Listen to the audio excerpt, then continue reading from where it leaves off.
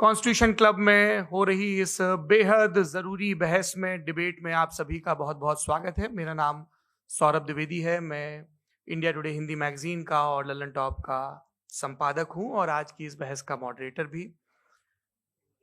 इससे पहले कि ये बहस, जिसका शीर्षक, जिसका टॉपिक है डज गॉड एग्जिस्ट, ये शुरू हो दो विद्वानों के बीच जिनके नाम हैं श्री जावेद अख्तर और श्री मुफ्ती शमाइल नदवी जी, मैं कुछ बुनियादी चीजें आप लोगों को बता दूं ताकि ये बहस व्यवस्थित ढंग से चले, वैसे नहीं जैसी बहसों को देखने के हम इन दिनों आदी हो गए हैं। पढ़ी लिखी अकादमिक बहस।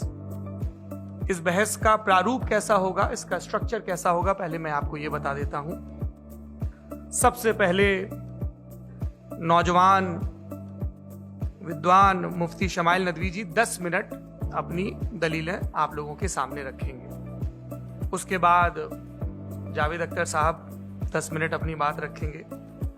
उसके बाद, जिसको हम अंग्रेजी में रिबटल कहते हैं, एक जवाबी दौर रहेगा कि आपने जो कहा मैं उससे मुतमईन हूं कि नहीं हूं और हमने जो कहा। इसके बाद बहस का राउंड 2 शुरू होगा।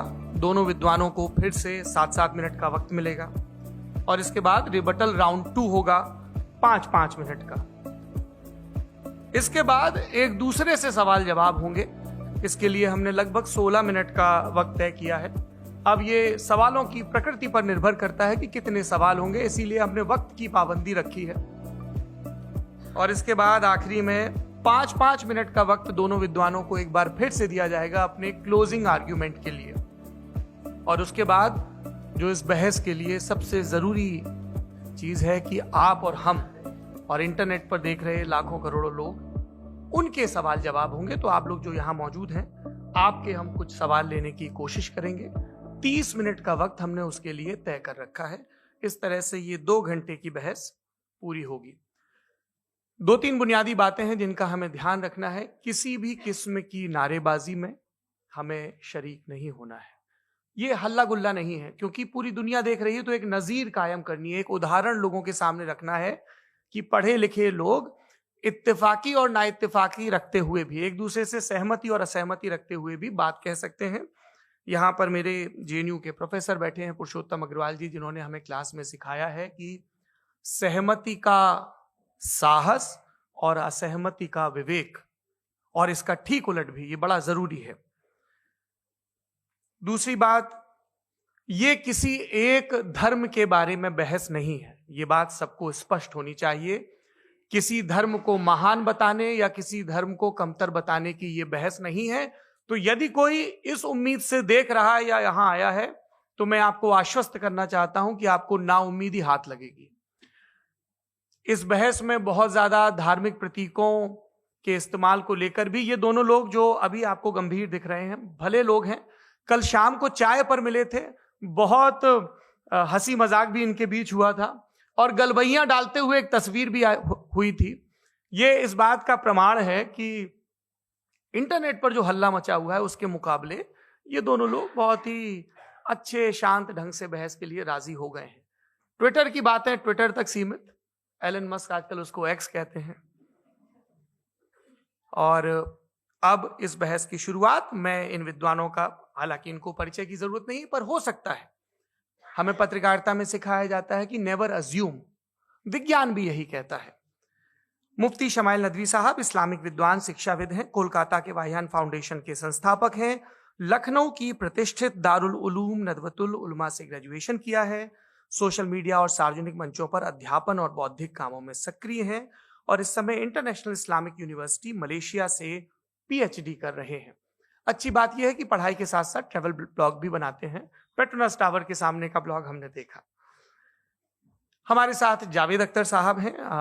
जावेद अख्तर साहब कवि हैं, शायर हैं, गद्य भी लिखते हैं, फिल्मों के लिए संवाद लिखे हैं, गीत लिखे हैं। इससे इतर ये वैज्ञानिक सोच को लेकर या अपने डिक्लेयर्ड एथिज्म को लेकर भी मुखर रहते हैं और अपने तहीं रैशनैलिटी की बात करते हैं। देवियों और सज्जनों, डज गॉड एग्जिस्ट, इस सवाल का जवाब सब अपने अपने तहीं खोजने की कोशिश कर रहे हैं। कोई इसको गॉड डैम पार्टिकल की खोज बताता है, कोई गॉड पार्टिकल की खोज बताता है, कोई हिग्स बोसान की खोज बताता है, कोई ये सवाल जवाब तलाशने की कोशिश करता है कि मास एग्जिस्टेंस में आखिर आया कैसे, हुआ क्या था, सृष्टि के पहले, समय के पहले क्या था। और कोई ये कहता है कि ये सारी खोजें जिस मस्तिष्क में हो रही हैं प्रकृति के क्रम में, वो कैसे विकसित हुआ। मैं उम्मीद करता हूं कि हम आज इन बुनियादी सवालों के कुछ जवाब हासिल करने में कामयाब हों। मैं सबसे पहले मंच पर आमंत्रित कर रहा हूं मुफ्ती शमाइल नदवी साहब को। आइए सर जी।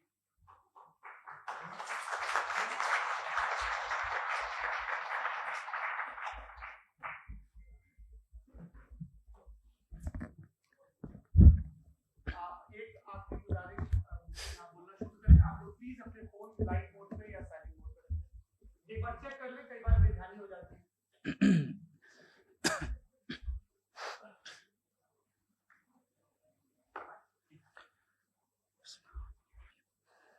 तमाम तारीफें उस क्रिएटर के लिए जिसने इस यूनिवर्स को एक मकसद के तहत पैदा किया है। रिस्पेक्टेड जनाब जावेद अख्तर साहब, मिस्टर सौरभ द्विवेदी और respected audience, thank you all for being here today.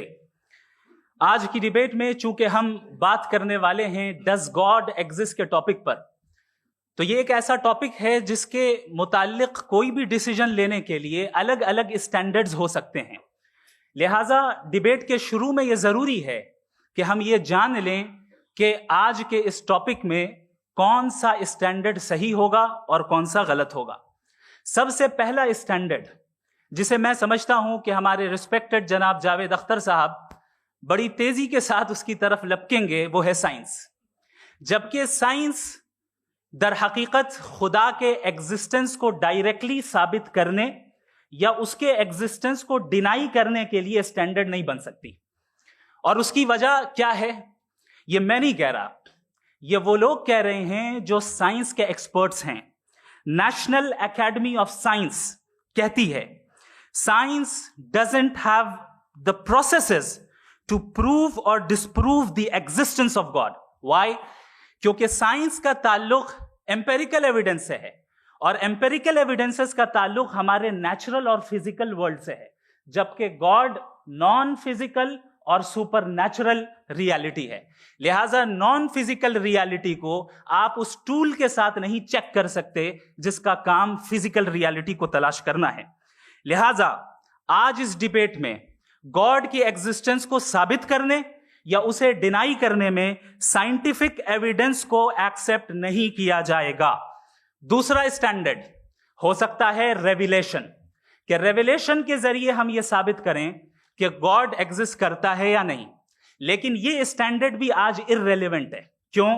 क्योंकि रेविलेशन मेरे नजदीक सोर्स ऑफ नॉलेज है, वैलिड सोर्स ऑफ नॉलेज है, लेकिन हमारे जावेद अख्तर साहब के नजदीक ये वैलिड सोर्स ऑफ नॉलेज नहीं है।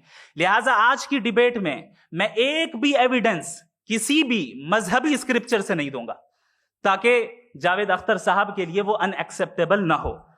तीसरा जो मेयार हो सकता है वो है ऑब्जर्वेशन, कि भाई कोई कहे कि हमें खुदा दिखाओ, अगर है तो दिखाओ, या ये कि खुदा के एग्जिस्टेंस पर एम्पेरिकल एविडेंस दो। तो ये है दर हकीकत गलत टूल का इस्तेमाल करना। ये ऐसा ही है कि जावेद साहब मुझसे ये मुतालबा करें कि मुफ्ती साहब आप मेटल डिटेक्टर के जरिए प्लास्टिक डिटेक्ट करके दिखाएं। अब चूंकि प्लास्टिक डिटेक्ट नहीं हो पा रही है लिहाजा plastic does not exist. No, you are using the wrong tool. इस टूल से प्लास्टिक को डिटेक्ट नहीं किया जाता। लिहाजा मैं समझता हूं कि गॉड के एग्जिस्टेंस पर एम्पेरिकल एविडेंस का मुतालबा करना एक बचकाना मुतालबा है और हमारे रिस्पेक्टेड जनाब जावेद अख्तर साहब इस स्टेज से अब बहुत आगे निकल चुके हैं। अब बचता है एक ही स्टैंडर्ड, और वो स्टैंडर्ड है अक्ल, लॉजिक, रीजनिंग। और यही वो स्टैंडर्ड है जिसके तहत गॉड की एग्जिस्टेंस को साबित किया जाएगा या गॉड की एग्जिस्टेंस को डिनाई किया जाएगा। लेकिन चूंकि ये बहुत इंपॉर्टेंट और सेंसिटिव टॉपिक है, इसलिए लॉजिकल आर्ग्यूमेंट भी ऐसा होना चाहिए जो डेफिनेटिव हो, इनडेफिनेटिव ना हो, जो 2 और 2 4 की तरह बिल्कुल वाजे हो, जिसे लॉजिकली रिजेक्ट करना पॉसिबल नहीं हो। फॉर एग्जाम्पल हम कहें हमारे रिस्पेक्टेड मिस्टर सौरभ साहब, ये एक इंसान है और तमाम इंसान कॉन्शियस बीइंग है। लिहाजा नतीजा क्या निकला हमारे सौरभ साहब भी कॉन्शियस बीइंग है। क्या ये इंडेफिनेट आर्ग्यूमेंट है या डेफिनेट आर्ग्यूमेंट है? ये डेफिनेट आर्ग्यूमेंट है। ये 2 और 2 की तरह वाजे है। इसमें किसी तरह जो है लॉजिकली इसको रिजेक्ट नहीं किया जा सकता। तो अगर आज हमारे जावेद अख्तर साहब ऐसी कोई अकली दलील और लॉजिकल एविडेंस दें खुदा के ना होने पर जो डेफिनेट भी हो, तो मैं ये ऐलान करता हूं कि यकीनन मैं उस एविडेंस को कबूल करूंगा और उस पर गौर करूंगा। लेकिन साथ में यह भी ऐलान कर देता हूं प्रेडिक्शन के तौर पर कि ऐसा कोई डेफिनेट आर्ग्यूमेंट कोई नहीं पेश कर सकता। दलील हम देंगे और डेफिनेटिव दलील देंगे, लॉजिकल दलील देंगे, ऐसी दलील देंगे जो एंटायर एथिस्टिक वर्ल्ड उसे रेफ्यूट नहीं कर सकती। चलें अब हम एक एग्जाम्पल सोचते हैं, एक सिनेरियो, सिंपल सिनेरियो, तमाम ऑडियंस से गुजारिश है, हम और आप एक आइसोलेटेड आइलैंड पर हैं, ऐसा आइलैंड जहां पे हमसे पहले कोई कभी नहीं गया। चलते चलते आपके सामने अचानक आपने देखा एक पिंक कलर की बॉल पड़ी हुई है। सबसे पहला सवाल आपके जहन में क्या आएगा कि ये बॉल यहां क्यों आई, कैसे आई, ये पिंक कलर की ही क्यों है, कोई और कलर भी हो सकता था, ये इसी शेप में क्यों है, कोई और शेप भी हो सकता था। नेचुरली आप इस तरफ पहुंचेंगे कि कोई ना कोई है जिसने इन स्पेसिफिक प्रॉपर्टीज के साथ इस बॉल को बनाया है और यहां पे रखा है। चूंकि आप जानते हैं कि ये जो बॉल है इसका एग्जिस्ट करना जरूरी नहीं है, ये एग्जिस्ट कर भी सकती थी, नहीं भी कर सकती थी, और एग्जिस्ट करना ही था तो किसी और फॉर्म में करती, किसी और कलर में करती। अब आप इस बॉल को एक्सपैंड करते चले जाएं, एक्सपैंड करते चले जाएं, एक्सपैंड करते चले जाएं, यहां तक कि ये बॉल यूनिवर्स के साइज की हो जाए। बताइए कि क्या साइज के बढ़ जाने से सवाल बदल जाएगा? हरगिज नहीं बदलेगा। अभी भी सवाल रहेगा, ये यूनिवर्स कहां से आया, इन स्पेसिफिक प्रॉपर्टीज के साथ कहां से आया, क्यों आया, किसने बनाया, ये सवाल उस वक्त भी वैलिड रहेगा। लेकिन ये सवाल अगर हम जनाब जावेद अख्तर साहब से करें तो चूंकि इनका वर्ल्ड व्यू एथिस्टिक है, और सिर्फ इनका नहीं, मतलब जितने भी एथिस्ट हैं और एथिस्टिक वर्ल्ड व्यू को रखने वाले से अगर आप ये सवाल करें कि ये यूनिवर्स कहां से आया, तो इनका जवाब या तो आर्ग्यूमेंट फ्रॉम इग्नोरेंस होगा या डॉगमेटिक होगा। या तो ये कहेंगे कि मुझे नहीं पता कि ये कहां से आया, लिहाजा गॉड डज नॉट एग्जिस्ट, ये आर्ग्यूमेंट फ्रॉम इग्नोरेंस है। या ये कहेंगे कि ये यूनिवर्स खुद ब खुद बन गया, इसका मतलब ये है कि उस बॉल को भी खुद ब खुद बन जाना चाहिए। लेकिन बॉल के ताल्लुक से ये एक्सप्लेनेशन एक्सेप्ट नहीं की जाएगी कि ये खुद ब खुद बन गई, लेकिन यूनिवर्स के ताल्लुक से कर दिया जाएगा। इसे हम दूसरे अल्फाज में डॉगमा भी कह सकते हैं। दूसरी चीज, हमारे जावेद अख्तर साहब जरूर गॉड ऑफ गैप्स की मिसाल भी जरूर देंगे, और मिसाल देंगे कि पहले जमाने में बिजलियां कड़कती थी तो लोगों ने किसी एक खुदा की तरफ, और बारिश होती थी तो दूसरे खुदा की तरफ मंसूब कर दिया, उनके पास दलील नहीं थी। यह हमारा वर्ल्ड व्यू है ही नहीं, यह हमारा वर्ल्ड व्यू है ही नहीं, क्योंकि नेचुरल फिनोमेना के प्रोसेस की इंटरप्रिटेशन को जान लेने से यह कहां से साबित हो गया कि गॉड एग्जिस्ट नहीं करता है। इस पर मैं इंशाल्लाह अभी आगे बात करूंगा। आप हजरात ये भी देखेंगे, और मैं ये एक्सपेक्ट करता हूं कि हमारे रिस्पेक्टेड जनाब जावेद अख्तर साहब जरूर इमोशनल आर्ग्यूमेंट्स भी देंगे, जो कि एक लॉजिकल फेलेसी है जब बात आती है ट्रुथ को डिसाइड करने में। क्यों? मिसाल के तौर पर वो कहेंगे कि अगर गॉड है तो इविल क्यों एग्जिस्ट करता है, जबकि मैं कहता हूं इविल का एग्जिस्ट करना गॉड के एग्जिस्ट करने की दलील है, उसके खिलाफ नहीं है।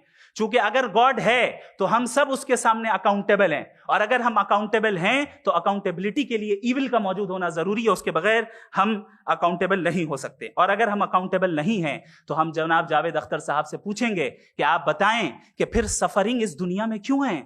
अगर खुदा नहीं है तो सफरिंग क्यों है? और उन लोगों के जज्बे का क्या जिनके अंदर सफरिंग के बाद इंतकाम लेने का जज्बा पाया जाता है और वो इस दुनिया से ऐसे ही चले गए, क्या उनकी सारी तकलीफें बेकार चली जाएंगी? अब आ जाएं उसी एग्जाम्पल की तरफ कि बॉल, मुझसे अगर कोई पूछे इस बॉल को किसने बनाया और या इस एक्सपेंडेड बॉल को किसने बनाया, मैं कहूंगा कि चूंकि ये यूनिवर्स और इस यूनिवर्स की तमाम चीजें कॉन्टिंजेंट हैं। कॉन्टिंजेंट होने का मतलब ये होता है कि जो अपने एग्जिस्टेंस पे किसी के ऊपर डिपेंड करती हो, तो जाहिर है ये यूनिवर्स कॉन्टिंजेंट है। और अगर कोई चीज कॉन्टिंजेंट नहीं है तो मैं रिक्वेस्ट करूंगा कि मुझे दिखा दें कि कौन सी चीज यूनिवर्स में कॉन्टिंजेंट नहीं है, हम भी जरा गौर कर लें और हम भी देख लें। और जब कॉन्टिंजेंट चीजें मौजूद हैं तो फिलोसोफर्स की इस्तिलाह के मुताबिक, हम उस टर्मिनोलॉजी के मुताबिक, हम उस जगह तक पहुंचते हैं और उस हस्ती तक पहुंचते हैं जिसे नेसेसरी बीइंग कहा जाता है, कि ये वो नेसेसरी बीइंग है जिसका मौजूद ना होना नामुमकिन हो। क्योंकि अगर ये मौजूद ना हो तो सारी चीजें एग्जिस्टेंस में आएंगी ही नहीं, और ये सारी कॉन्टिंजेंट चीजें उसी के ऊपर डिपेंड करती हैं। अब अगर आप ये सवाल करते हैं कि फिर उस हस्ती को किसने बनाया, फिर उसका कॉज क्या है, फिर उसका कॉज क्या है, फिर उसका कॉज क्या है, और एंडलेसली चले जाएं, इसे हम कहते हैं इन्फिनिट रीग्रेस ऑफ कॉजेस, जो कि लॉजिकल फैलेसी है। कॉन्सेप्चुअली इंफिनिटी पॉसिबल है। मिसाल के तौर पे न्यूमेरिकल्स 1 2 3 गिनते चले जाएं, इन्फिनिट नंबर्स है। मैं कॉन्सेप्चुअली बात नहीं कर रहा, प्रैक्टिकली रियलिटी में साबित करके दिखाएं कि infinite regress of causes possible है या नहीं। अगर पॉसिबल है तो हम मान लेंगे, मिसाल दे दें, और पॉसिबल नहीं है तो एक ही ऑप्शन बचता है जिसे हम कहते हैं नेसेसरी बीइंग। ऐसी नेसेसरी बीइंग जो इंडिपेंडेंट है, क्योंकि अगर वो डिपेंडेंट हुई तो वो नेसेसरी नहीं रहेगी। ऐसी इंडिपेंडेंट बीइंग जो इटर्नल है, अगर वो इटर्नल नहीं होगी, उसकी बिगिनिंग होगी तो वो खुद कॉन्टिंजेंट है। ऐसी बीइंग जो पावरफुल है, क्योंकि कॉन्टिंजेंट को एक्चुअलाइज करने के लिए पावर चाहिए। ऐसी बीइंग जो इंटेलिजेंट है और नॉलेजेबल है, क्योंकि ये यूनिवर्स स्पेसिफिक फॉर्म और स्पेसिफिक लॉज ऑफ नेचर के तहत प्रिसाइजली चल रहा है। Thank you. थैंक यू मुफ्ती साहब। मैं इन दलीलों के बाद जावेद अख्तर साहब से गुजारिश करूंगा, आप बैठ के बोलना चाहेंगे हमारे? जी।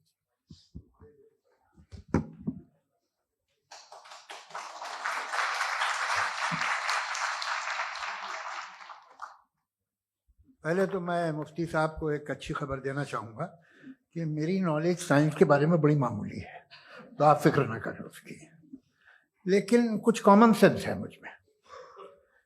देखिए, ये खुदा का तस्वुर कोई नया तस्वुर नहीं है, ये सदियों से रहा है। ये कुछ रिलीजन 3000 साल पुराने होंगे, 4000 साल पुराने होंगे, लेकिन इंसान कोई 10,000 12,000 साल से एग्जिस्ट करता है होमो सेपियन की शक्ल में, और हमेशा कुछ ना कुछ मजहब रहे। ये मजहब जाहिलों के नहीं थे, ये मजहब एक ऐसी ग्रीक सोसाइटी के थे जहाँ बड़े बड़े फिलोसफर पैदा हुए। ये मजहब इजिप्शियंस के थे जिन्होंने पिरामिड्स बनाए थे। ये रोमन्स के थे कि जिनका आर्किटेक्चर और सेनेट यानी पहली बुनियाद डेमोक्रेसी की, लिमिटेड थी मगर डेमोक्रेसी थी, ये उन लोगों ने किए थे। तो इनका जो जुपिटर था, रा था, ज़्यूस था, उन्हें उस पर इतना ही एतमाद था जितना आज किसी मजहबी आदमी को अपने खुदा पे होगा। क्रिश्चियनिटी आने से पहले यूरोप में एक मजहब था, जर्मेनिक रिलीजन। उसका एक खुदा था, उसकी एक बीवी थी, उसके 2 बेटे थे, 1 बेटी थी। फिर जर्मनी में जब यूरोप में क्रिश्चियनिटी आई तो वो खुदा, उसकी बीवी और पूरे खानदान चला गया। तो अगर हम हिस्ट्री देखें तो खुदा जो है वो ज़्यादातर फ़ानी है, वो हमेशा रहे नहीं। और वो जो लोग इन्हें मानते थे उनको आप कहें वो तो जाहिल थे, उन्हें तो कुछ पता ही नहीं था, ऐसा नहीं है। वो अपने वक्त में बड़े काबिल लोग थे और अपने वक्त में उन्होंने बड़े बड़े काम किए हैं, फिलोसफर्स थे, साइंटिस्ट थे, लेकिन उनका मजहब कहाँ गया, उनके खुदा कहाँ गए? आज जो खुदा हैं दुनिया में लोग उन्हें मानते हैं। आपको क्या मालूम कि कितने बरसों के बाद क्या होने वाला है? हम यूरोप में देखते हैं तो चर्च खाली हैं। तो वक्त के साथ चीज़ें बदलती हैं। जहाँ तक इसका ताल्लुक है मजहबों का, हर मजहब आपसे एक चीज़ मांगता है, फेथ। ये फेथ क्या चीज़ होती है? What is the difference between faith and belief? ये तो बहुत ही अहमकाना बात होगी कि कोई आदमी कहे साहब अगर खुदा है तो मुझे दिखाइए। ये तो जाहिलाना बात हुई। मैंने तो नॉर्थ पोल नहीं देखा है, मगर मैं मानता हूँ कि नॉर्थ पोल है। मैं क्यों मानता हूँ? इसलिए कि अगर ये दुनिया राउंड है तो उसका कोई टॉप होगा। कुछ लोग हैं जो वहाँ गए भी हैं, कॉमन सेंस कहता है कि ऐसा होगा, सबूत है, गवाह है, रीजन है। तो ये मेरा फेथ नहीं है। तो फेथ में और बिलीफ में डिफरेंस क्या है? जो मजहब मांगता है, हर मजहब फेथ मांगता है। फेथ का मतलब ये है कि ना कोई गवाह हो, ना कोई सबूत हो, ना कोई रैशनल हो, ना कोई लॉजिक हो, ना कोई प्रूफ हो, मगर तुम एक बात को मानो। ये है फेथ। वरना बिलीफ होता।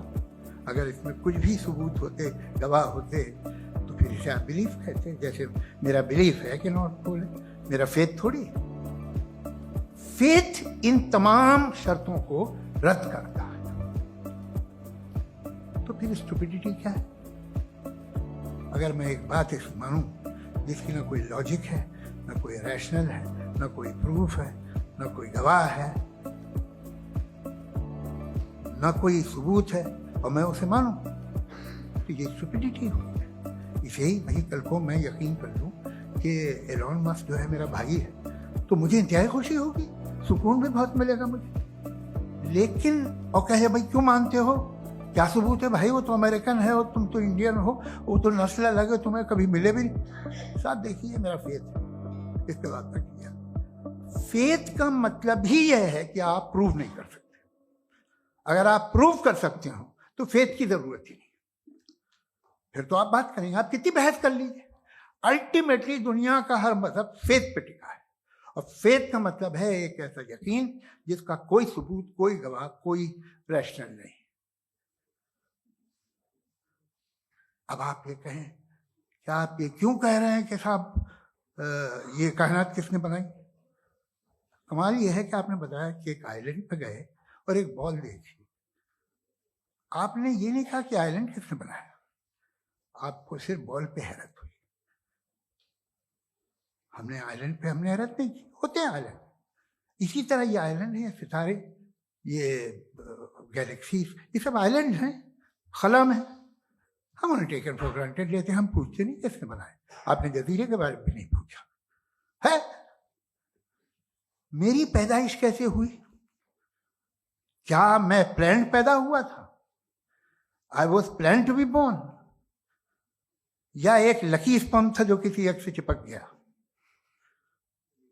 मेरी पैदाइश रैंडम।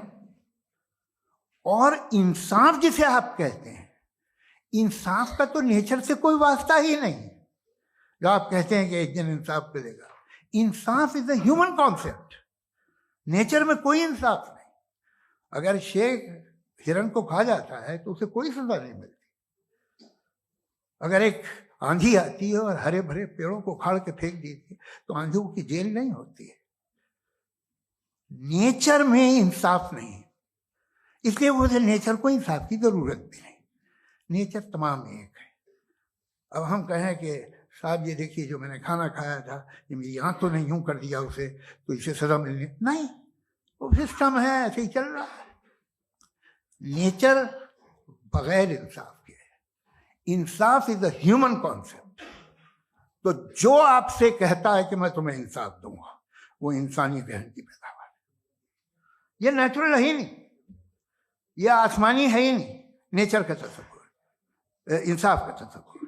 भाई आप साथ मिलते हैं, अब आप लेफ्ट हैंड ड्राइव करते हैं, ये क्या है?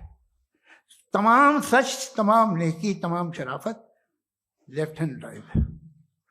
वरना क्या होगा, या तो आप क्रॉस कर देंगे, आपका एक्सीडेंट हो जाएगा, या आप किसी को मार देंगे, या ट्रैफिक जैम हो जाएगा। झूठ, बेईमानी, रिश्वतखोरी, ये तमाम जो है driving on the wrong side, इसके ऊपर कुछ नहीं।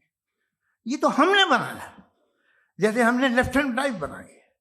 ये कॉन्सेप्ट ऑफ इंसाफ जो है ये हमारा है, इसका नेचर से कोई वास्ता नहीं। शेर खा जाता है हिरन को, उसे जेल होती है क्या?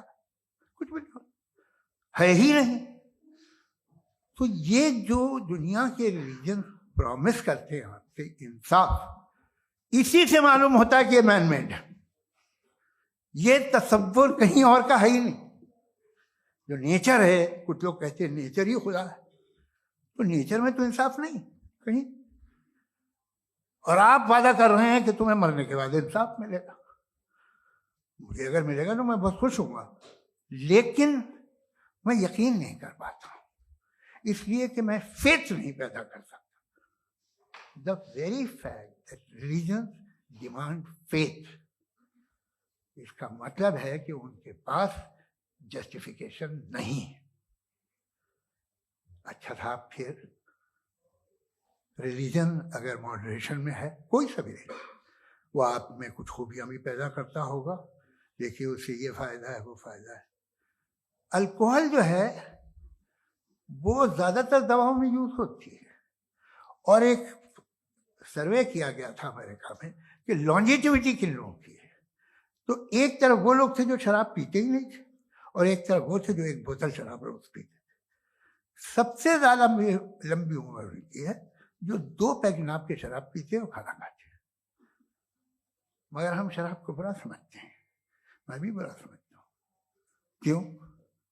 ऐसा होता नहीं। कुछ चीज़ों में आदत होती है जो बढ़ती है। आज तक में एक आदमी दूध पीता है, आप 10 साल बाद भी मिलेंगे तो एक ही गिलास पीता होगा। ऐसा नहीं होता, सुबह से दूध पीता रहता है। मिल्कोहलिक मैंने नहीं देखे, अल्कोहलिक होते हैं। ये टेंडेंसी है मजहब की कि वो बढ़ता है, जैसे कैंसर बढ़ता है, जैसे शराब बढ़ती है। कुछ लोग होंगे जो उसे सही तरह से यूज करते। मुझे यकीन है कि हमारे मुफ्ती साहब भी उनमें से एक हैं। बहुत खुशी हुई मुझे इनसे मिलकर। लेकिन कितने लोग हैं कि आज आप देखते हैं दुनिया में जो तबाहियां हैं, इनमें कितना हाथ है उन लोगों का जो बिलीवर कहते था मजहब ये नहीं कहता, ना कहता होगा, मगर जब ये मजहब पीते हैं तो ऐसे बिहेव करते हैं। थोड़ा सा अगर हो तो शायद बहुत अच्छी बात, लेकिन शराब थोड़ी सी नहीं रहती, उसमें टेंडेंसी है पहले। थोड़ा सा अगर 2-3 कैंसर के सेल हो ना बॉडी में तो आदमी सिम रहेगा, लेकिन वो 2-3 सेल नहीं रहते, वो मल्टीप्लाई होते हैं। जावेद साहब, टाइम पूरा हो गया। टाइम हो गया तो बस बात खत्म हो गई। अच्छा, मुझे कुछ और कहने को था भी नहीं। जी, मैं पहले जवाबी दौर के लिए इनवाइट कर रहा हूँ मुफ्ती साहब को। Your rebuttal round 1, you have 7 minutes.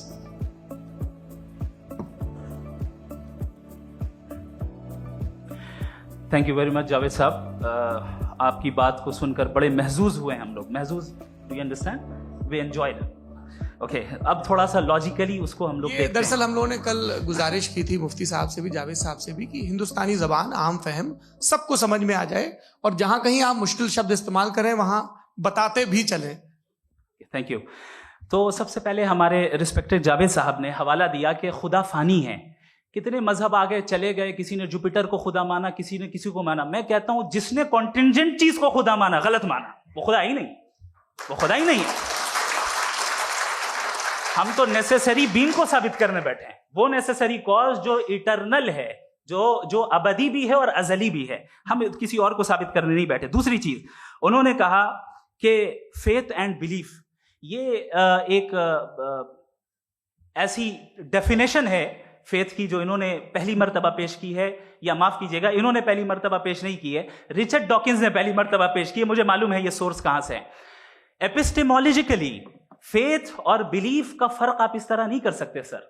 Faith सही भी होता है, गलत भी होता है। बिलीफ सही भी होता है, गलत भी होता है। जो लॉजिक, रीजन और एविडेंस से बैक्ड होगा वो फेथ सही होगा। और आप जिस फेथ की बात कर रहे हैं कि इलॉजिकल है और उसके पीछे नहीं है, तो we are on the same page. हम नहीं मानते उस फेथ को। जो फेथ ऐसा हो जिसके पीछे कोई लॉजिक ना हो, एविडेंस ना हो, हम नहीं मानते। हम तो उस फेथ के कायल हैं जिसके पीछे लॉजिक हो और एविडेंस हो। तो बिलीफ सही भी होता है, गलत भी होता है, फेथ भी सही होता है और गलत भी होता है। तो आज फेथ और बिलीफ के डिफरेंस पे बात नहीं हो रही। आज आप चाहे फेथ एक्सेप्ट कर लें या बिलीफ एक्सेप्ट कर लें, आज ये बात होगी कि ट्रूथ क्या है। चाहे ट्रू बिलीफ सही है या ट्रू फेथ सही है, और फॉल्स फेथ क्या है और फॉल्स बिलीफ क्या है, बात इस पे हो रही। दूसरी चीज इन्होंने पूछा, स्टुपिडिटी फिर क्या है? अगर फेथ, रिलीजन स्टुपिडिटी नहीं है तो और क्या है? चूंकि फेथ का मुतालबा करते हैं तो स्टुपिडिटी क्या है? मैं कहता हूं स्टुपिडिटी एथिज्म है। उसकी वजह यह है कि आप एक सड़क पे जा रहे हो और आप किसी गार्डन में जाएं और देखें वहां लिखा है फूलों के साथ, I love Javed Akhtar and I really do, I love you sir. So जब आप वहां पर पहुंचे तो वहां पहुंचकर अब ये बताएं, क्या आप ये कहेंगे wow what a natural selection? ये क्या नेचुरल सिलेक्शन है? नहीं, ये प्रिसाइजली डिजाइंड है, इसके पीछे डिजाइनर है। लिहाजा अगर कोई एक ऐसी कॉमन सेंस की बात को कबूल नहीं कर रहा है कि यूनिवर्स जो इतने प्रिसाइजली काम कर रहा है, हम कह दें कि खुद ब खुद बन गई, मैं समझता हूं इससे बड़ी स्टुपिडिटी और कुछ नहीं है। ये इरैशनल चीज है। फिर हमारे सर ने कहा कि आपने बॉल पे फोकस किया, आइलैंड पे फोकस नहीं किया। अरे आइलैंड को किसने बनाया, यही समझाने के लिए तो बॉल की मिसाल दे रहा हूं। और बॉल भी कॉन्टिंजेंट है, आइलैंड भी कॉन्टिंजेंट है, दोनों नेसेसरी बीइंग का मुतालबा करते हैं। आगे इन्होंने कहा कि नेचर में कोई इंसाफ नहीं है, हम डिसाइड करते हैं कि मोरालिटी क्या होती है, इंसाफ क्या होता है, हम डिसाइड करते हैं। जैसे ड्राइविंग सीट में ट्रैफिक वाला, ये तो किसी खुदा ने नहीं कहा, ये है, इसे कहते हैं फॉल्स इक्विवेलेंस, ये एक लॉजिकल फेलेसी है। आपने जो है मिसाल दी ड्राइविंग की और ट्रैफिक की, ये सब्जेक्टिव मोरालिटी है। आप सब्जेक्टिव मोरालिटी को मिसाल बनाकर ऑब्जेक्टिव मोरालिटी के ऊपर नहीं थोप सकते। इंसाफ की ऑब्जेक्टिव मोरालिटी। अगर आप ये कहते हैं कि नेचर में इंसाफ नहीं है, तो इंसाफ का न होना ये नेचुरल हुआ, तो फिर नेचर को नेचर रहने दे, क्यों हम इतना स्ट्राइव कर रहे हैं दुनिया में इंसाफ लाने के लिए? ये तो इलॉजिकल बात है, इरैशनल बात है। इसलिए बहुत सी चीजें ऐसी हैं जो ऑब्जेक्टिवली जो है इविल या गुड हैं, और बहुत सी चीजें ऐसी हैं जो सब्जेक्टिवली हैं। सब्जेक्टिवली जो मोरल होता है या इमोरल होता है, उसको हम सोशल कंसेंसस से या पर्सनल प्रेफरेंस से डिसाइड करते हैं। लेकिन जो ऑब्जेक्टिव मोरालिटी है, जिसमें इंसाफ आया, जो इन्होंने बार बार रिपीट किया, ये ऑब्जेक्टिव है, सब्जेक्टिव नहीं है। अगर आप कहते हैं ये सब्जेक्टिव है, तो मेरा सवाल आपसे ये है, क्या सोशल कंसेंसस के जरिए अगर जुल्म को सही करार दे दिया जाएगा तो आप जुल्म को जस्टिफाई करेंगे? दूसरी चीज इन्होंने ये कहा कि 2 पैक शराब पी लें तो वो उतने पे नहीं रहता, बढ़ जाता है। यही मामला मजहब के साथ है। 2 पैक आप पी लें, बढ़ेगा। तो ये एक ऐसी मिसाल है, इसको कहीं भी फिट कर लें कि आप एथिज्म पे जब फिट करें, जब आप 2 पैक एथिज्म का लेंगे ना, तो वो बढ़ बढ़ के नॉर्थ कोरिया बनेगा। Thank you.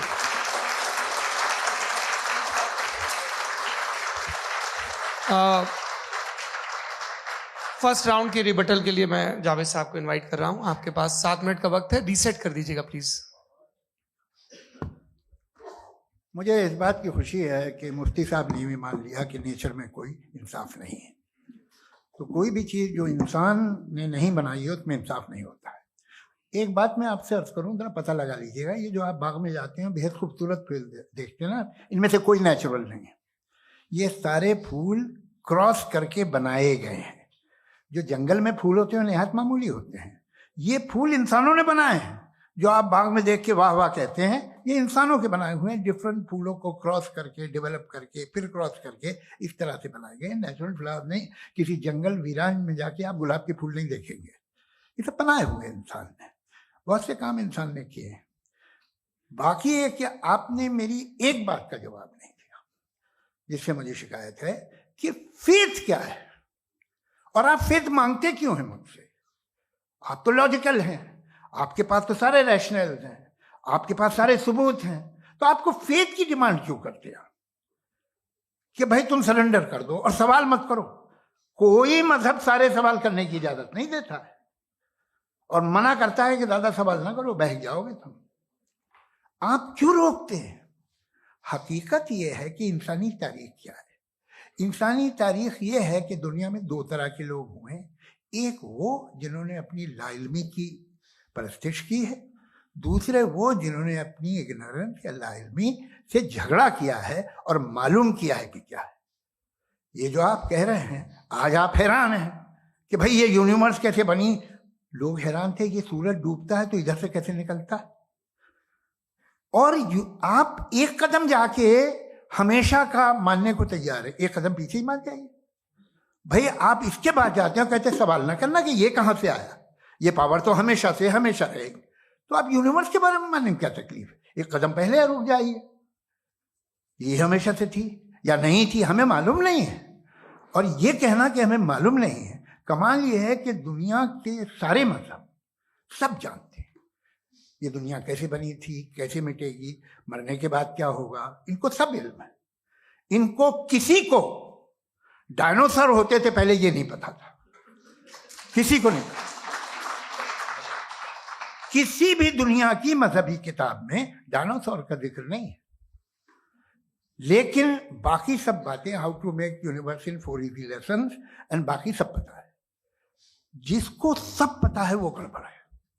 हम में ये इंकिसार, ये ह्यूमिलिटी होनी चाहिए कि हम ये कहें कि हमें ये बहुत सारी बातें नहीं मालूम, लेकिन हम उनकी परस्तिश ना करना, अपनी लाइल्मी को की परस्तिश ना करें, हम उसे पता लगाने की कोशिश करें।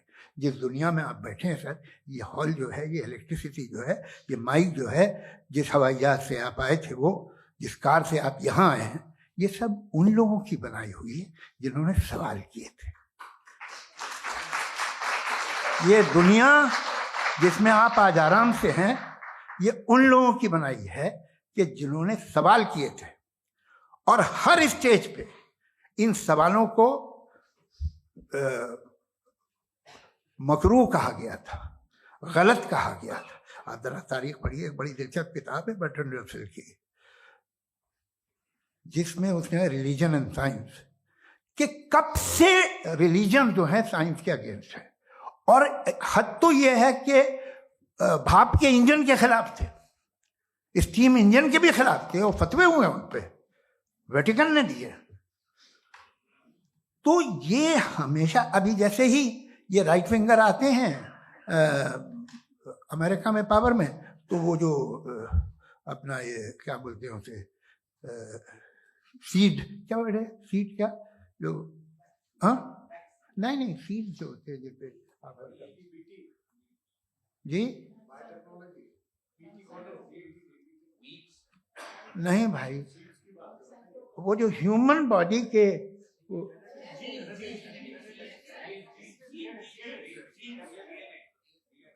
उस पर रिसर्च बंद हो जाती है, रिपब्लिकन नहीं करने देते। अरे भाई इतना डर क्या है तुम्हें? एक जमाने में बहुत नाराज थे ये सारे मजहबी लोग कि ये इंसान तो इंसान बनाने की कोशिश कर रहा है। आपको क्या तकलीफ भाई, बना ले तो बना लेने दो, ये खौफ क्या है? और ये सब आज जो आप कह रहे हैं नामुमकिन है, ये कैसे हुआ? मुझे एक किस्सा याद आता है। जब मैं छठी क्लास में था तो मैं मैथमेटिक्स में बहुत वीक था, तो एक टीचर रख दिया गया, उसने 1 2 3 4 5 6 7 तो सिखा दिया मुझे। वो दिन मैं भूल नहीं सकता हूँ मुफ्ती साहब, जिस दिन उसने ये बताया कि 1/2 क्या होता है और 3/4 क्या होता है, मुझे ऐसा लगा कि मेरा सर बीच से फट जाएगा। ये आदमी कह रहा है कि जो दीवार के अंदर जाओ वॉक करते हुए। आज हंसता हूं मैं इस बात पे। तो आज जो बातें आपके जहन से बिल्कुल परे हैं और आप हैरान होते हो उन्हें देख के, एक वक्त आएगा कि मामूली लगेंगी। और हुआ है, आपकी इंसानी तारीख ही है। इतनी जल्दी सारे फैसले आप मत कर लीजिए, थोड़ा ये ह्यूमिलिटी रखिए कि भाई ये हमें नहीं मालूम। ये कहने में क्या आ रहा है? ये यूनिवर्स कहाँ तक फैली, ये कब से है और कब तक रहेगी, हमें नहीं मालूम। आपने फैसला कर लिया कब बनी। ये आपके हिसाब से कोई 14 बिलियन ईयर बनी जो समझा जाता है। उससे पहले हजारों करोड़ों अरबों साल तक खुदा बैठा क्या कर रहा था? खामोश बैठा था, ऐसी जमाइयां ले रहा था। फिर उसे आइडिया है, यार एक काम करते, वक्त अच्छा गुजर जाएगा, यूनिवर्स बनाते। सोचिए, वो तो हमेशा से है ना, मगर यूनिवर्स हमेशा से नहीं है, ये तो बनाई गई है। और उससे पहले क्या था, इनका क्या काम था? कैसी बात है, ये बड़ा आसान है। जो बात हमें आज धीरे धीरे पता चली है, बरसों 2000 और 2500 साल पहले आपको किसी ने बता दिया कि क्या था, आप मान गए, और तब से वही मान रहे हैं जो 2500 साल पहले कहा गया था। सब कुछ बदल गया है, सॉल्व हो रही है चीजें। अभी साइंस बिल्कुल दावा नहीं करती, या कोई फिलोसफर ये दावा नहीं करता कि हमें सब मालूम, बल्कि वो कहता है कि हमें जितना मालूम होता है उससे ये मालूम होता है कि हमें कितना कम मालूम। तो हम अपनी जहालत से लड़े, उसकी परस्तिश न करें। जी, time. Thank you so much. मैं तर्कों की श्रृंखला में राउंड 2 के लिए मुफ्ती साहब को आमंत्रित कर रहा हूं। आपके पास एक बार फिर से 7 मिनट का वक्त है। शुक्रिया। जनाब जावेद अख्तर साहब कई मर्तबा दोहरा रहे हैं कि फेथ का मतलब बताइए, फेथ का मतलब बताइए। मैंने बता दिया, फेथ सही भी होता है, गलत भी होता है। और आज हम फेथ पे बात नहीं कर रहे, हम ट्रुथ और डज गॉड एग्जिस्ट पे बात कर रहे हैं। क्या डज गॉड एग्जिस्ट, ये ट्रुथ यानी गॉड है या नहीं है, इसमें से दोनों ट्रुथ क्या है। अब आप उसे फेथ कह लें, बिलीफ कह लें, नॉट माई बिजनेस। उसके बाद आपने कहा कि भाई सवाल करने से मजहब रोकता है। मैं कहता हूं जो रोकता है वो रोकता होगा, मैं नहीं रोकता, बल्कि सवाल करें, सवाल करना चाहिए। सवाल कर करके तो हम आगे बढ़ते हैं, तरक्की करते हैं, और इसीलिए मैं आज यहां पे आया हूं। लेकिन सवाल सिर्फ खुदा से नहीं होगा, आपसे भी होगा। सवाल एथिज्म से भी होगा, सवाल सिर्फ मजहब से नहीं होगा, सबसे होगा। और आज मैं सवाल करूंगा और उम्मीद है कि आप जवाब देंगे। अभी तक आपने वैसे कॉन्टिंजेंसी आर्गुमेंट का कोई जवाब नहीं दिया। चलें, आपने कहा यूनिवर्स के बारे में इटर्नल क्यों नहीं बोल देते। ये चूंकि लॉजिकली पॉसिबल ही नहीं है कि यूनिवर्स इटर्नल हो। यूनिवर्स एक कॉन्टिंजेंट चीज है जो टाइम एंड स्पेस के पाबंद है, टाइम एंड स्पेस से बाउंड है। जो टाइम एंड स्पेस से बाउंड होगा वो कॉन्टिंजेंट होगा, जो कॉन्टिंजेंट होगा वो उसकी बिगिनिंग हुई होगी, जिसकी बिगिनिंग हुई होगी वो इटर्नल नहीं हो सकता। ये तो कॉमन सी बात है। आपने कहा कि किसी मजहबी किताब में डायनासोर का जिक्र नहीं है। अफसोस कि आज तक किसी मैथमेटिक्स की किताब में मुझे डायनासोर का जिक्र नहीं मिला। तो इसका मतलब मैथमेटिक्स की किताब बेकार है? नहीं, उसका वो टॉपिक नहीं है। रेवलेशन का और मजहबी किताबों का टॉपिक ये नहीं है कि आपको आके बताए साइकिल कैसे बनाते हैं, या आकर ये बताएं कि जो है डायनासोर कब था। वो तो मोरालिटी सिखाने आया है, गॉड के बारे में बताने आया, नॉन फिजिकल रियलिटी की हकीकत को सिखाने के लिए आया। रिलीजियन साइंस को रोकता है? नहीं रोकता। अगर रोकता है तो गलत करता है। रिलीजियन साइंटिज्म को रोकता है, जिसमें हमारे जावेद साहब मुब्तला हैं। साइंस और साइंटिज्म में फर्क है। साइंटिज्म यह है कि आप समझें कि साइंस और साइंटिफिक मेथोडोलॉजी ये नॉलेज को हासिल करने का वाहिद सोर्स ऑफ नॉलेज है। यह है साइंटिज्म। हम इसे रिजेक्ट करते हैं। हम साइंस को तो तरक्की करते हैं। भाई आप हमारी पूरी तारीख कर लें, पढ़ लें तो आपको पता चल जाएगा। बहरहाल ये अलग टॉपिक है। उसके बाद इन्होंने एक लफ्ज कहा, वेटिकन ने फतवा दिया। वेटिकन का फतवे से कोई ताल्लुक नहीं है, दोनों कॉन्ट्राडिक्टरी अल्फाज हैं। उसके बाद उन्होंने कहा कि भाई हमें नहीं मालूम। अगर नहीं मालूम तो क्लियरली कह देना कि नहीं मालूम है, इसमें क्या हर्ज है। तो वही तो मैं कह रहा हूं ना कि आप कह दें कि नहीं मालूम, लेकिन क्लेम क्यों कर रहे हैं कि गॉड एग्जिस्ट नहीं कर रहा है। आप कह दें नहीं मालूम है, हो सकता है हो सकता ना हो, लेकिन आप क्लेम कर रहे हैं। The moment you say God does not exist, this is a claim, and now the burden of proof is upon you too, जैसे हमारे ऊपर है। और क्यों है मैं बताता हूं, क्यों है ये भी मैं बताता हूं। फिलोसॉफिकली जो क्लेम होता है ना, सिर्फ ये नहीं होता कि इंसान कहे पॉजिटिव क्लेम करे और नेगेटिव क्लेम करे तो बर्डन ऑफ प्रूफ नहीं है। आप मिसाल के तौर पे मैं कहूं कि फुला उस कमरे में कोई नहीं है, मैंने एक नॉलेज का क्लेम किया है। उस कमरे में कोई नहीं है, मैंने एक नॉलेज का क्लेम किया। या तो मैं कहूं मुझे नहीं पता, हो भी सकता है नहीं भी हो सकता है, this is not a claim. लेकिन जब मैं कह रहा हूं कि वहां कोई नहीं है, या मैं कह रहा हूं वहां कोई है, दोनों क्लेम है और दोनों के ऊपर बर्डन ऑफ प्रूफ है। हमारे ऊपर भी बर्डन ऑफ प्रूफ है। मैंने कंटिंजेंसी आर्ग्यूमेंट दिया, इसे तोड़कर दिखाइए।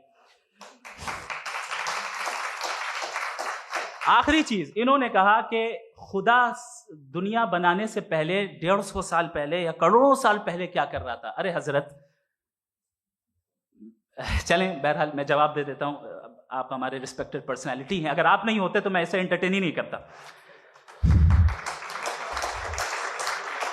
टाइम ये 100 साल पहले या 100 साल बाद, पहले बाद में अभी, ये वो अल्फाज हैं जिनका ताल्लुक टाइम से है। टाइम शुरू ही हुआ है यूनिवर्स की बिगिनिंग के बाद, तो उसके पहले खुदा क्या कर रहा था? सवाल इलॉजिकल है, ये फेलेसी है। यानी आप ये कह रहे हैं कि यूनिवर्स के बनने से पहले खुदा क्या कर रहा था? टाइम के बनने से पहले, पहले का ताल्लुक टाइम से, टाइम उस वक्त था ही नहीं, तो ये सवाल ही इनवैलिड है खुदा के ताल्लुक से। दूसरी चीज, आर्ग्यूमेंट ऑफ कंटिंजेंसी जो मैंने आपके सामने पेश की है, आपने बार बार ये प्रूफ किया और ये कह रहे हैं कि गॉड ऑफ गैप्स। देखिए पहले नहीं मालूम था, साइंस ने कर दिया। सिंपल्स की मिसाल से मैं समझा देता हूं। जिस गैप्स की आप बात कर रहे हैं ना, साइंस उन गैप्स को जिन चीज के जरिए भी प्रूव करेगा वो कॉन्टिंजेंट ही होगा। अब चाहे वो फोर्स हो, मैटर हो या एनर्जी हो। लिहाजा सवाल हमारा उस वक्त भी वैलिड होगा जब तक कि आप नेसेसरी बीइंग पे ना आ जाएं। और इन्फिनिट रिग्रेस पॉसिबल नहीं है of causes in practical world, तो जाहिर है कहीं रुकना पड़ेगा। जहां रुकेंगे वही खुदा है। दूसरी चीज, आपने ये क्या कह रहा था मैं, किस पॉइंट को? What? Oh no, after that. Just now. हाँ, जहां रुकेंगे वही खुदा है। बहरहाल, तो टाइम का जिक्र हो गया। गॉड ऑफ गैप, सॉरी, या इसकी एक मिसाल आप ले लें। एक कार है, एक साहब ने देखा कि भाई कार जो है उसके व्हील्स कितने अच्छे लगे हुए हैं, सही जगह पे। स्टीयरिंग जो है कितने अच्छे जगह पे लगी हुई, और सीट्स कितने वेल डिजाइंड है, कितनी प्रिसाइजली ये कार काम कर रही है। तो जरूर कोई ना कोई इसे क्रिएट किया है, किसी ने क्रिएट किया है। अब जावेद साहब आए और कहे अरे जनाब बोनेट खोलिए, इसमें इंजन है, इंजन इस कार को चला रहा है, hence prove no one has created the car. This is illogical, this is irrational. आपने इंजन के जरिए उस गैप को तो साबित किया, लेकिन क्या उससे कार की जो क्रिएशन है और उसका जो क्रिएटर है ये इम्पॉसिबल हो जाए? ऐसा पॉसिबल है? उसका सवाल खत्म हो जाए, ऐसा पॉसिबल है? नहीं। आपने गैप्स को फिल करके, कॉन्टिंजेंट चीजों से गैप्स को फिल करके हमारे ऑब्जर्वेशन को और ब्रॉड कर दिया। अब हमें और पता चल गया कि ये जो कार है इसका सिस्टम कितना ज्यादा कॉम्प्लेक्स है। पहले कम समझते थे, अब कॉम्प्लेक्सिटी और ज्यादा वाजे हो गई। अब हमें समझ में आ रहा है कि हमारी सर्टेनिटी और बढ़ गई कि जरूर इस कार को किसी ना किसी ने बनाया। यही मामला यूनिवर्स का है। साइंस हमेशा फिजिकल वर्ल्ड की चीजों को ही फिल करती जाएगी और फिजिकल चीजों से ही करती जाएगी, क्योंकि एम्पेरिकल एविडेंस का ताल्लुक फिजिकल वर्ल्ड से है। आप साइंस के जरिए मेटाफिजिकल रियलिटी को कभी साबित नहीं कर सकते। ये रॉन्ग टूल का इस्तेमाल करना है। ये वही काम है कि आप मेटल डिटेक्टर से प्लास्टिक डिटेक्टर करने चलें, जो कि जाहिर है सही नहीं है। Thank you.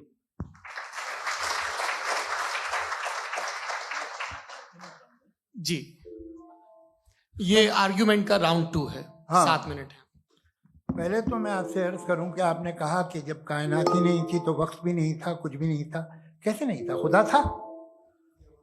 एक एग्जिस्टेंस तो था ना खुदा का। तो जब खुदा था तो वक्त भी होगा।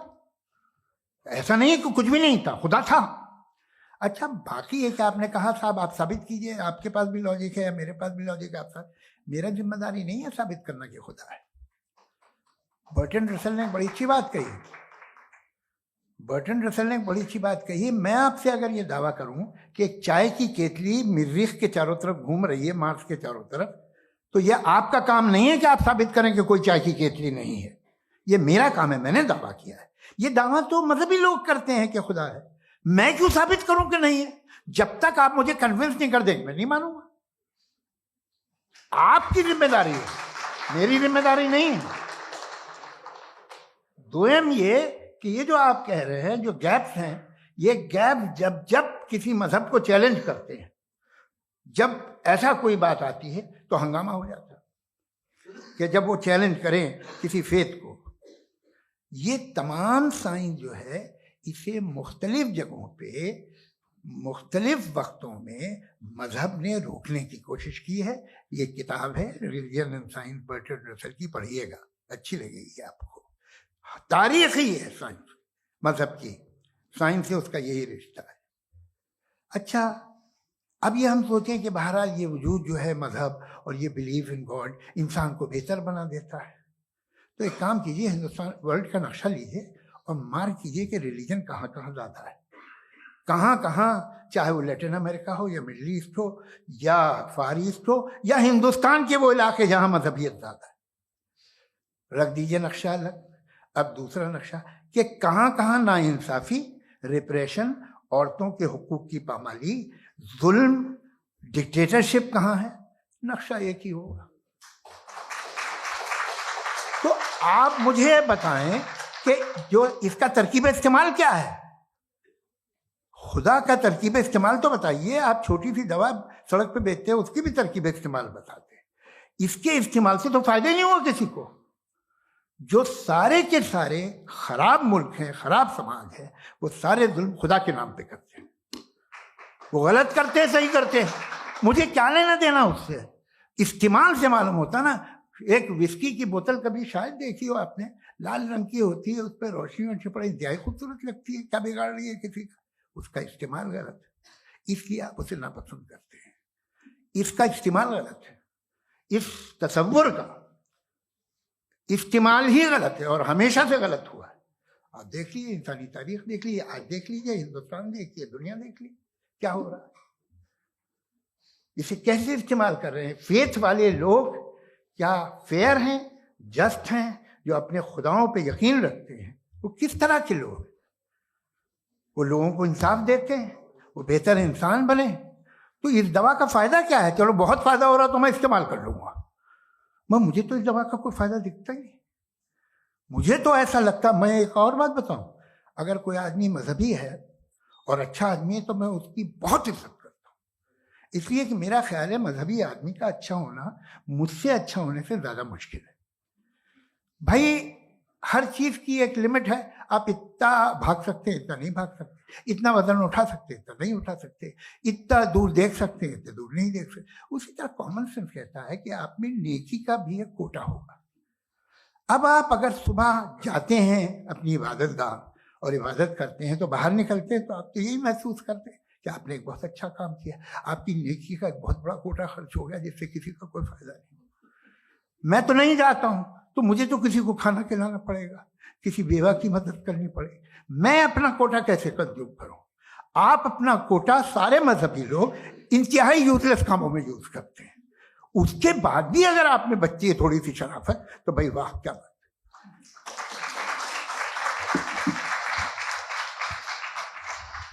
एक तो मुझे ये बात बहुत अच्छी लग रही है कि दोनों ही विद्वान समय को मानते हैं और बहुत समय से अपनी दलीलें और बाज दफा समय से पहले अपनी तकरीरें पूरी करके अपनी अपनी कुर्सी पर बैठ रहे हैं। ये इस आर्ग्यूमेंट का राउंड 2 पूरा हुआ। अब रिबटल का राउंड 2 है और उसके बाद क्रॉस एग्जामिनेशन होगा। नहीं, आपका आर्ग्यूमेंट हो गया सर। हमारे यहाँ स्कूल के सिलेबस में पंच परमेश्वर कहानी पढ़ाई जाती है, प्रेमचंद जी की लिखी हुई। आप निश्चिंत रहिए, आपकी कोई राउंड में मिस नहीं होने दूंगा। रिबटल का राउंड 2, मुफ्ती शमाइल नदवी साहब।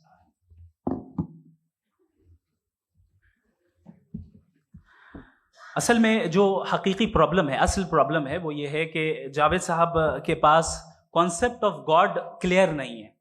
इन्होंने कहा कि कायनात से पहले खुदा तो था, तब भी तो टाइम होगा। ये टाइम कायनात का हिस्सा है। हम खुदा, उस खुदा को मानते हैं, नेसेसरी बीइंग का टाइमलेस होना जरूरी है, चूंकि वो टाइम का क्रिएटर है। जब उसने टाइम को क्रिएट किया तो वो खुद टाइम पे कैसे होगा? उसने जब स्पेस को क्रिएट किया तो खुद स्पेस में कैसे होगा? अगर वो टाइम एंड स्पेस को पहले से ही उसका पाबंद है तो फिर किस चीज को उसने क्रिएट किया? लिहाजा ये सवाल गलत है कि खुदा था तो टाइम होगा। बिल्कुल नहीं, टाइम के पाबंद हम है, खुदा नहीं है। हम फिजिकल वर्ल्ड से ताल्लुक रखते हैं, वो मेटाफिजिकल रियलिटी है। दूसरी चीज इन्होंने मिसाल दी कि चाय की केतली हवा में घूम रही होगी, और पता नहीं शायद वो बर्टन रसल का उन्होंने हवाला दिया। बहरहाल यही प्रॉब्लम है। प्रॉब्लम यही है कि हम चीजों के दरमियान डिफरेंशिएट नहीं कर पाते। ये जो आपने मिसाल दी ये इमेजिनेशन है, और मैं जो साबित कर रहा हूं वो लॉजिकल नेसेसिटी है। आप इमेजिन करने आए तो कुछ भी करें, जुपिटर में पिंक एलिफेंट होगा, यूनिकॉर्न होगा, करें, उससे कायनात पे क्या फर्क पड़ता है? उससे आप लॉजिकल नेसेसिटी साबित नहीं कर सकते। मैं तो उस प्राइम कॉज की बात कर रहा हूं, उस नेसेसरी बीइंग की बात कर रहा हूं जिसके बगैर इस कायनात का एग्जिस्टेंस मुमकिन नहीं है। दूसरी चीज, मजहब को साइंस चैलेंज करती है वगैरह वगैरह, ये हमारा टॉपिक ही नहीं है। मैं इस पे बात करूंगा तो फिर मेरा वक्त चला जाएगा। मजहब के ऊपर चूंकि हमारी डिस्कशन नहीं है, साइंस को मजहब और बिलखुसूस मैं और हमारा वर्ल्ड व्यू कम अज कम साइंस को पीछे नहीं करता है, साइंटिज्म की मजम्मत करता है। इसकी वजाहत मैंने पहले कर दी। दूसरी चीज इन्होंने कहा वर्ल्ड का नक्शा लीजिए, वर्ल्ड मैप लीजिए, 2 अलग अलग जगह की। हजरत मैंने ये होमवर्क किया था और मैंने मिडिल ईस्ट का एक नक्शा लिया और यूरोप का एक नक्शा लिया। ये मजहबी इलाका और ये लिबरल और एथीस्ट इलाका। मुझे पता चला कि सबसे ज्यादा रेप केसेस जो हैं वहां पर है।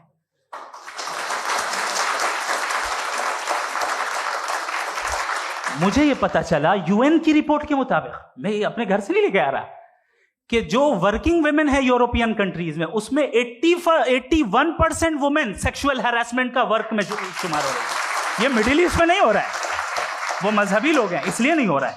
दूसरी चीज, आपने ये कहा कि मजहबी आदमी का अच्छा होना हमारे अच्छे होने से बहुत मुश्किल है, बहुत मुश्किल है। तो इसका मतलब यह है कि गॉड के अलावा आपके पास अच्छे और बुरे का कोई स्टैंडर्ड है।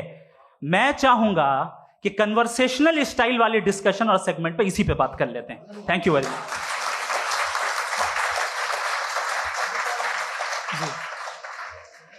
ये रिबटल का राउंड 2 है। आपके पास 5 मिनट का वक्त है और इसके बाद क्रॉस एग्जामिनेशन शुरू करेंगे। आप चाहें तो जो इन्होंने सवाल पूछे उनके जवाब आप रिबटल में भी दे सकते हैं। जी जी, देखिए पहले तो ये बात कि ये मिसाल गलत नहीं है, गलत है। इन्होंने पहले ही हमको डिसार्म कर दिया। कह लिया अकल से मामला सॉल्व नहीं हो सकता, लॉजिक से आप पहुंच नहीं सकते। ये एक मेटाफिजिकल चीज़ है। मेटाफिजिकल अजीब सा लफ्ज़ है, ठीक से किसी को माने नहीं मालूम इसके, तो ऐसा लगता है कुछ बड़ी चीज़ है। अरे भाई क्या होता है मेटाफिजिकल, बताओ, खड़ी हो। ये एक लफ्ज है जो कहीं भी इस्तेमाल हो जाता है।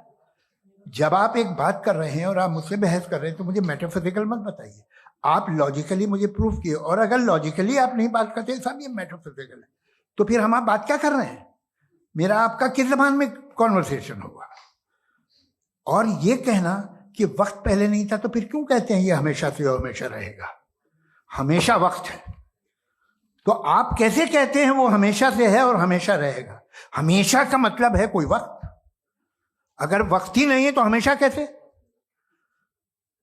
बाहर वो रहेगा।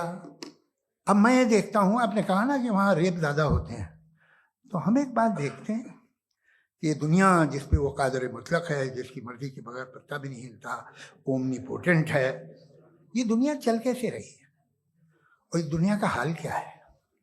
45,000 बच्चे जो 10 साल की उम्र से कम थे वो गाजा में मरे।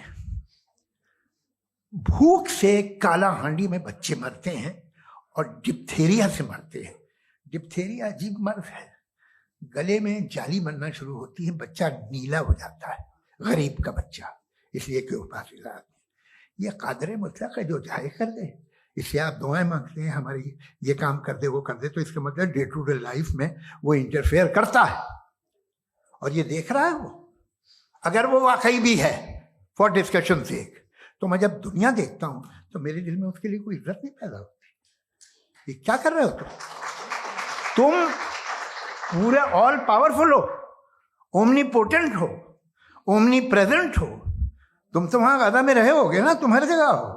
तुम देख रहे थे कि बच्चे की कैसे धज्जियां उड़ रही, तुम देख रहे थे और तुम चाहते हो मैं तुम्हारी परस्तिश करूंगा, तुम हो भी। अरे यार, इससे अच्छे तो हमारे चीफ प्राइम मिनिस्टर हैं, कुछ तो ख्याल करते हैं। कमाल है, आप किसकी इबादत कर रहे हैं? अगर वो है भी, ये दुनिया नाइंसाफी से, जुल्म से, जबर से, तशद्दुद से भरी हुई है। और आप ये मत कहिएगा कि वो देख रहा है और वो बताएगा एक दिन। अगर वो देख रहा है और इंटरफेयर नहीं करता तो आप दुआ क्यों मांगते? आप कहते हैं मेरा ये काम करा दे, इसके मतलब है वो दखल दे सकता है, वो आपको नौकरी दिलवा सकता है, भले दूसरे आदमी को न मिले, मगर आपका काम कर देगा चूंकि आपने दुआ मांगी है। तो जब वो आपको नौकरी दिला सकता है, लड़की की शादी कर सकता है, बेटे को ग्रीन कार्ड दिलवा सकता है, तो कम से कम ये जो मर रहे हैं बच्चे, इनको रोक दे, कुछ तो कर। मुझे तो दुनिया में, इस दुनिया का कोई मालिक है, इसका ओमनीपोटेंट कोई रूलर है, और ये दुनिया ऐसी चल रही है। मैं तो चाहूंगा कि भाई ना हो, अगर हो तो बड़ी शर्मिंदगी की बात है। शुक्रिया।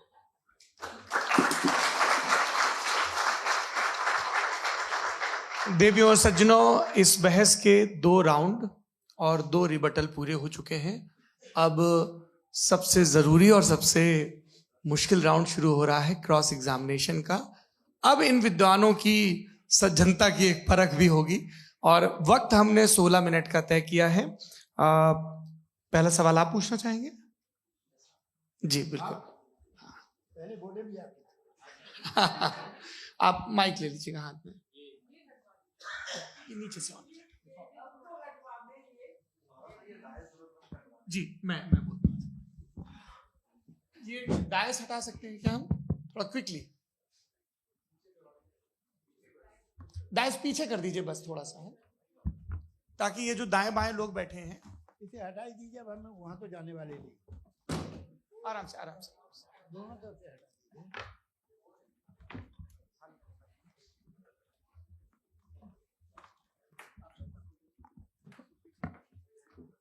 इस बीच आप लोग भी अपने अपने सवाल तैयार कर लें।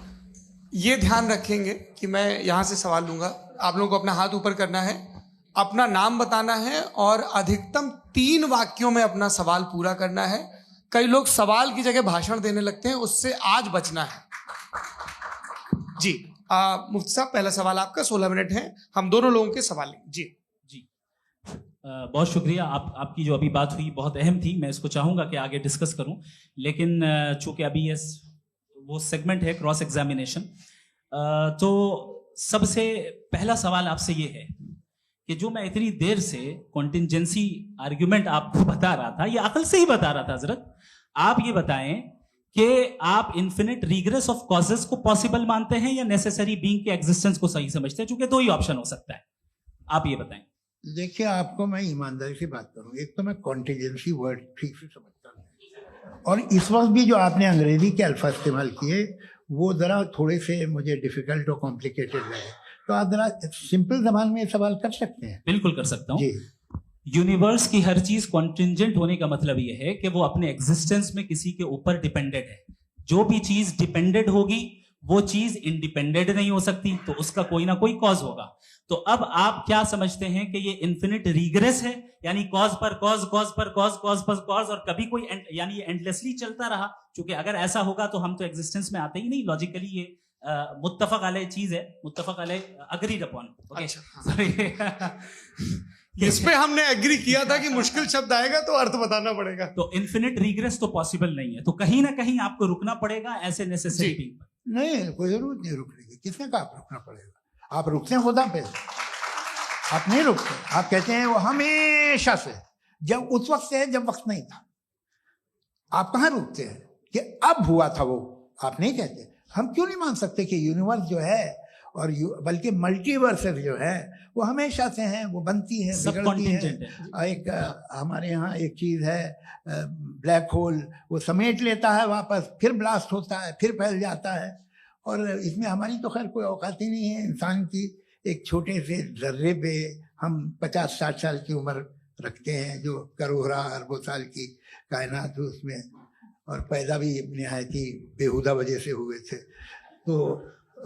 तो इसमें है ये सोचना कि इसकी वजूहात और ये क्यों है, ये डिपेंडेंट है, ये हम देख रहे हैं। क्या मालूम, आप सोचिए कि ये जो फैल रही है कायनात, ये कहाँ फैल रही है, ये कहाँ जा रही है, और ये फैल क्यों रही है? अरे बना ली थी तुमने, रुको भैया, हाँ काफी है।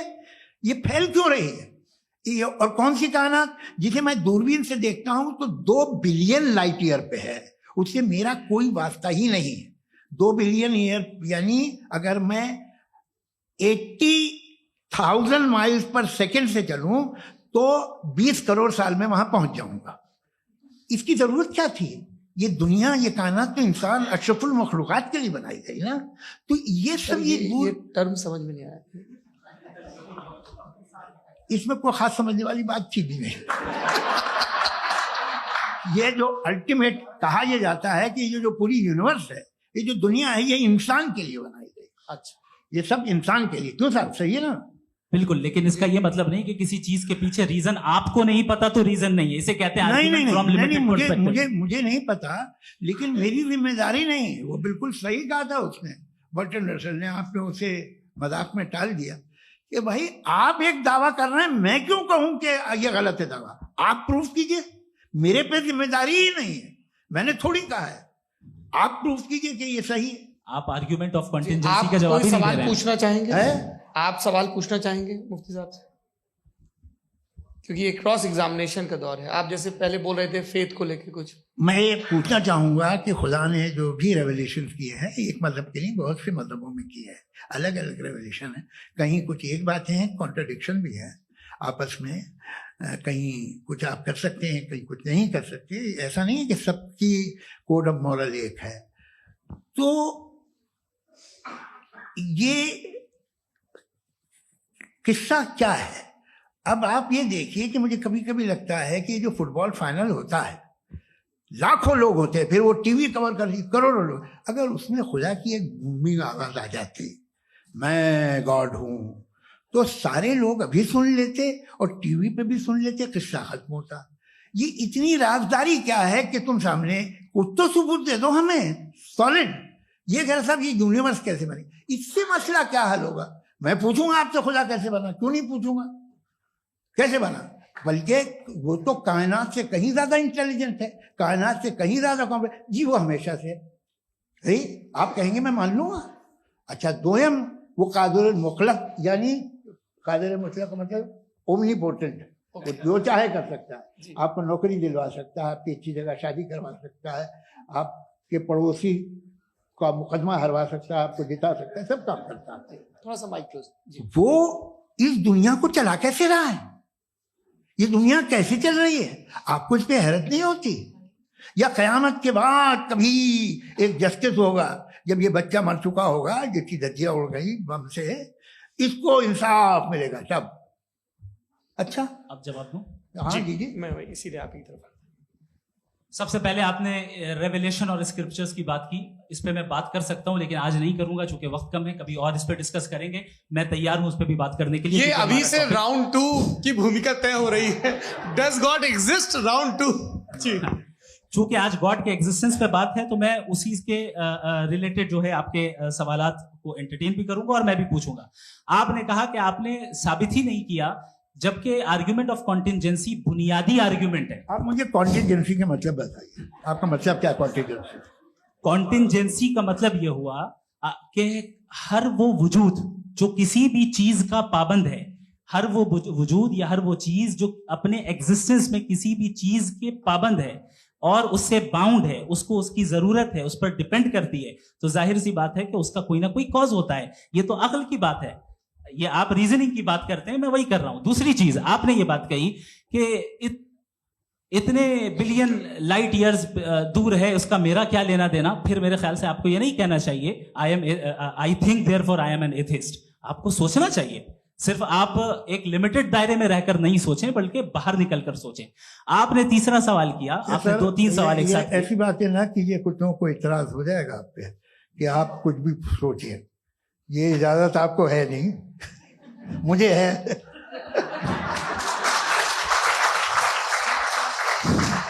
जी। आपने प्रॉब्लम ऑफ इविल के ताल्लुक से सवाल किया और बार बार आप एक लफ्ज रिपीट कर रहे हैं कि ओमनीपोटेंट गॉड है, ऑल पावरफुल गॉड है। यही तो दरअसल समझना है कि गॉड का कॉन्सेप्ट क्या है। प्रॉब्लम ऑफ इविल जो है, प्रॉब्लम ऑफ इविल दर हकीकत 2 असम्पशंस पर कायम है। अगर आप इन 2 असम्पशंस को समझ जाएं तो ये प्रॉब्लम नहीं रहेगी, आर्ग्यूमेंट आपको समझ में आ जाएगी कि ये कोलैप्स कर जाता है। पॉइंट नंबर 1, यानी जो आपका सबसे पहला फॉल्स असम्पशन है कि गॉड मर्सीफुल है, ओमनीपोटेंट है, दुनिया में जुल्म हो रहा है।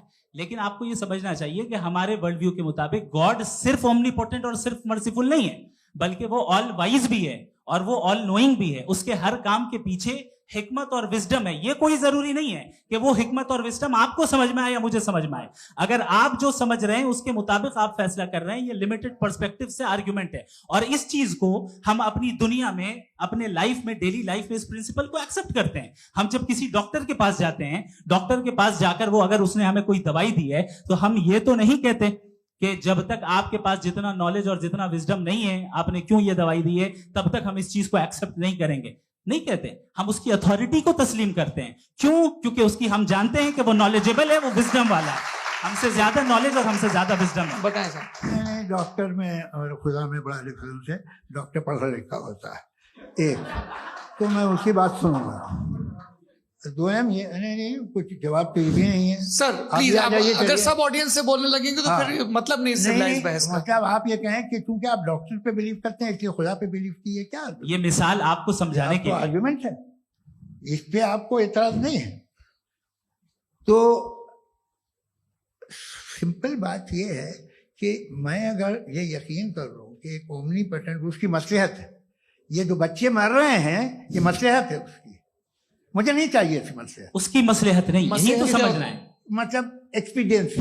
अच्छा, इस आपने अभी मेरी बात पूरी सुनी नहीं। मैंने कहा आपका पूरा आर्ग्यूमेंट 2 फॉल्स असम्पशंस पर है। एक फॉल्स असम्पशन मैंने बता दिया, दूसरा फॉल्स असम्पशन ये है कि इस दुनिया में इविल के होने का कोई गुड रीजन नहीं है, जबकि हमारे पास बाज रीजंस मौजूद हैं, हमारे पास बाज वजूहात मौजूद हैं। अगर इस दुनिया में इविल ना हो तो आप गुड को डिफाइन कैसे करेंगे? अगर जुल्म ना हो आप इंसाफ को समझेंगे कैसे? अगर तारीकी ना हो तो आप लाइट को समझेंगे कैसे? बहुत अच्छे। अभी और सुन लें, अभी और बाकी है। ये तो बात बहुत पसंद आई साहब मुझे कि जब तक रेप ना हो तब तक औरतों की इज्जत का ख्याल आपने मेरा जवाब पूरा सुना ही नहीं। जब तक के बच्चों का कत्ल ना किया जाए तब तक आपको बच्चों की मासूमियत की इज्जत। आपने पूरा जवाब सुना ही। क्या बात है, क्या आपने नुक्ता निकाला? आपने पूरा जवाब सुना ही नहीं। आप सुन लें, मेरी बात सुन लें। ये मैंने आपको एक चीज बताई। दूसरी चीज, इस दुनिया में हम आए हैं टेस्ट के लिए, हमारा टेस्ट हो रहा है और हर इंसान का अलग अलग अंदाज में टेस्ट होता है। और इस दुनिया में अगर इविल मौजूद है तो वो इविल जरिया है हमारे अंदर ह्यूमन नोबल क्वालिटीज को डेवलप करने का और अलग अलग फील्ड में प्रोग्रेस करने का। और अगर हमारे अंदर और इस दुनिया में इविल नहीं होता तो बताइए टेस्ट का मतलब क्या होता? अगर मैं अपने स्टूडेंट को एमसीक्यूज दूं और उसमें सिर्फ राइट आंसर लिख कर दे दूं और कहूं तुम्हारा टेस्ट हो गया, ये मीनिंगलेस है। इस दुनिया में अगर हम टेस्ट के लिए आए हैं तो जाहिर है गुड एंड इविल दोनों मौजूद है। तो अगर गुड एंड इविल दोनों मौजूद है तो ये इविल भी खुदा का बनाया हुआ है? जी हाँ, खुदा का बनाया हुआ है। लेकिन अच्छा, चलो अच्छी बात। जी बिल्कुल, तो बिल्कुल खुदा ने बनाया। अभी तो ये है कि जो मेजॉरिटी है दुनिया में वो इविल है, तो ये खुदा एक्चुअली इविल के साइड पे लग रहा है मुझे। बिल्कुल भी नहीं, मैं बता मेजॉरिटी में तो वो है। क्या बात कर रहे हैं भाई आप?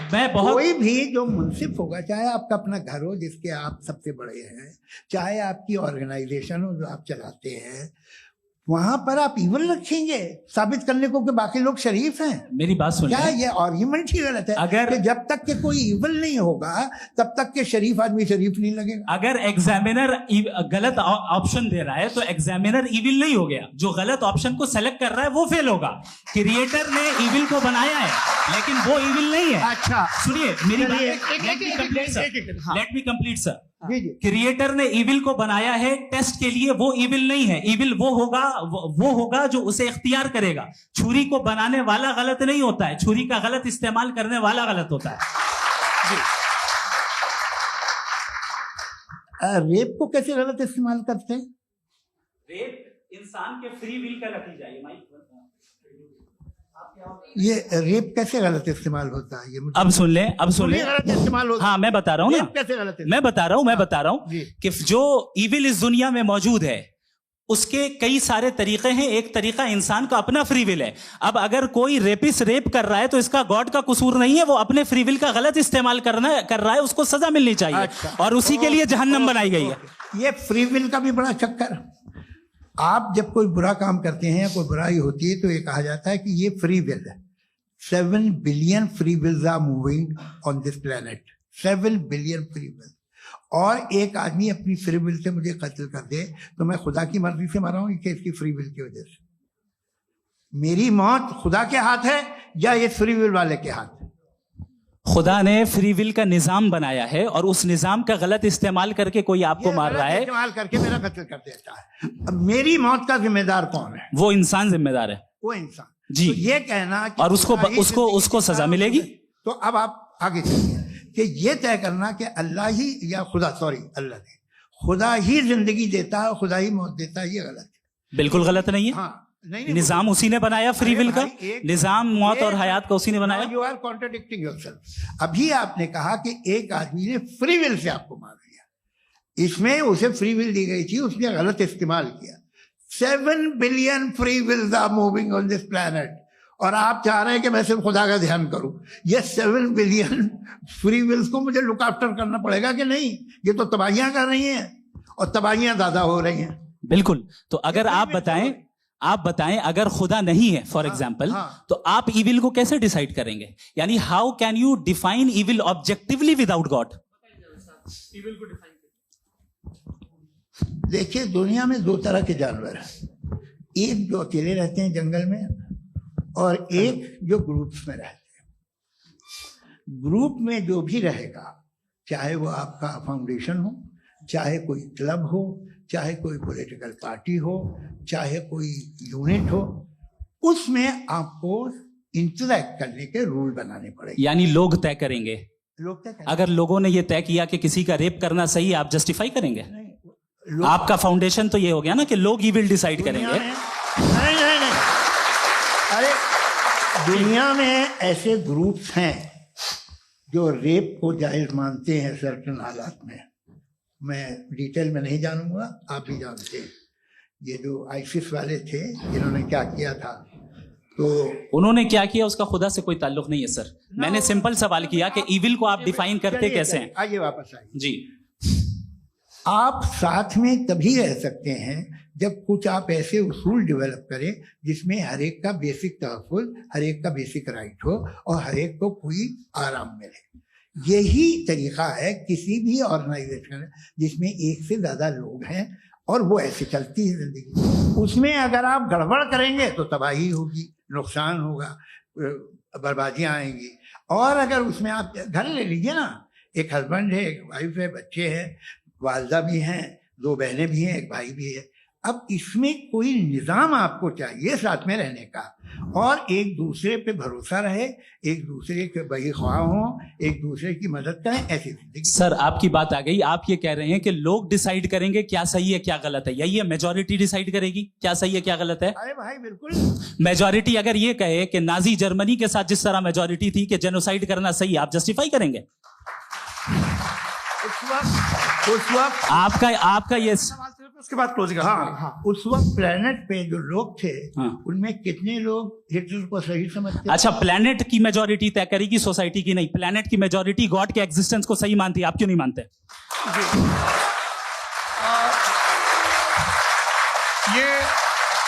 हेलो ये क्रॉस क्वेश्चन का राउंड यहाँ पर समाप्त होता है। और ये बड़ा अच्छा है कि इस तरह से फ्रेगमेंट कर दिया गया है ताकि जो मरकरी ऊपर जा रहा है नीचे जवाब दे दूं जी। प्लेनेट की ज्यादातर मेजॉरिटी कुछ दूसरे मजहबों के खुदा को मानती है। आप उन्हें क्यों नहीं, आप तो मेजोरिटी की बात कर रहे हैं। अच्छा, ये क्लोजिंग आप ये कह रहे हैं इविल और गुड को डिसाइड मेजोरिटी करेगी, मेजोरिटी जो कर दे वो सही हो जाएगा। क्लोजिंग इसको जैसा आप ही लोगों ने तय किया है उसी फॉर्मेट को फॉलो कर लेते हैं। हाँ भाई, मैंने तो भले लोगों पे एतबार किया और तब मॉडरेशन तय किया जी। आपके पास 5 मिनट का वक्त है, क्लोजिंग आर्ग्यूमेंट है, उसके बाद हम ऑडियंस से क्वेश्चन आंसर लेंगे जावेद साहब की क्लोजिंग आर्ग्यूमेंट के बाद। ओके, बहुत शुक्रिया जी। हमारा जो टॉपिक है डज गॉड एग्जिस्ट, मैं इस पे इतने एकेडमिक तैयारी करके आया था, मुझे था कि मैंने सोचा था कि कई सारे मैं आर्ग्यूमेंट्स दूंगा, लेकिन वक्त की भी किल्लत और जावेद साहब बार बार इधर उधर चले जा रहे थे तो उसको भी थोड़ा एंटरटेन करना पड़ गया। डज गॉड एग्जिस्ट पे मैं एक ही आर्ग्यूमेंट दे पाया। आर्ग्यूमेंट्स बहुत हैं और डेफिनेटिव आर्ग्यूमेंट्स हैं, और मेरे आर्ग्यूमेंट को किसी एक राउंड में भी इन्होंने एंटरटेन नहीं किया और रेफ्यूट नहीं किया।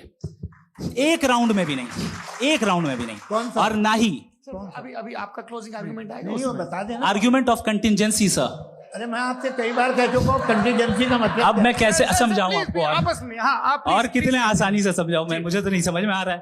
आप अपनी आर्ग्यूमेंट ऑफ कंटीजेंसी उर्दू में बोल सकते हैं। हाँ, आप अपनी बात पूरी कर लें जी, आखिरी 4 मिनट। दूसरी चीज, just a minute please ma'am, can I talk? दूसरी चीज ये है कि आपने एक तो इसका जवाब नहीं दिया, दूसरा आपने गॉड के ना होने पर कोई डेफिनेटिव आर्ग्यूमेंट नहीं दिया, सिर्फ मजहब पे बात कर रहे हैं आप। मजहब तो आज हमारा टॉपिक ही नहीं था।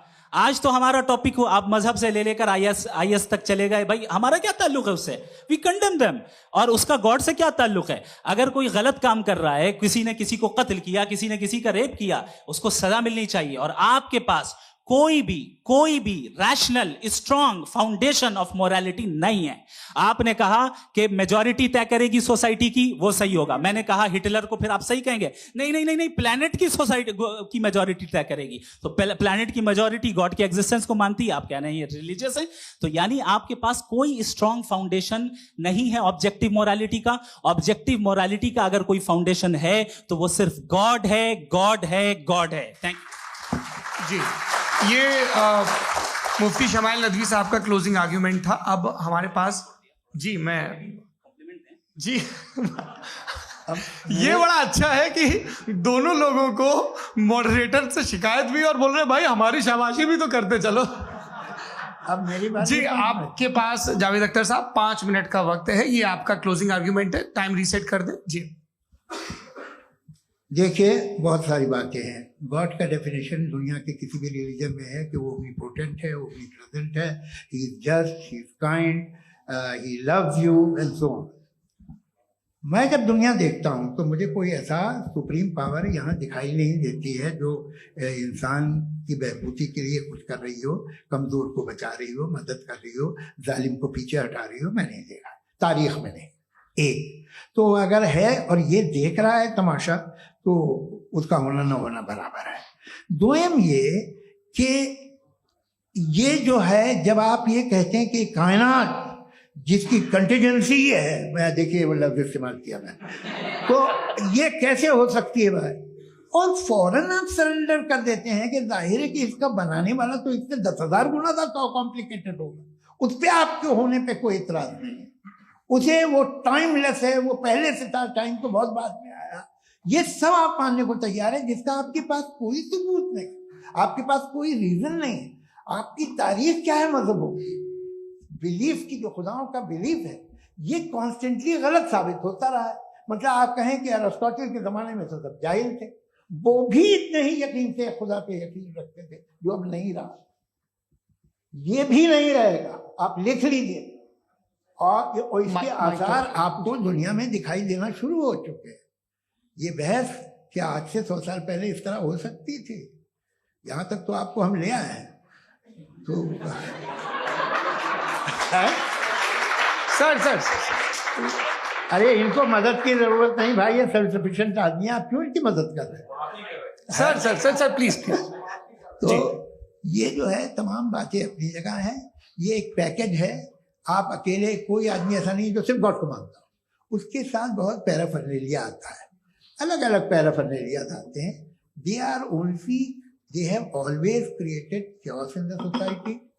मैं तो आपको सीधा ऑफर देता हूँ कि दुनिया में 10 इम्पोर्टेंट बिलीव्स है, आप एक मानते हैं, 9 नहीं मानते, 9 में आप एथीस्ट हैं, 9 को आप बिल्कुल रीजनेबली मेरी तरह देखते हैं।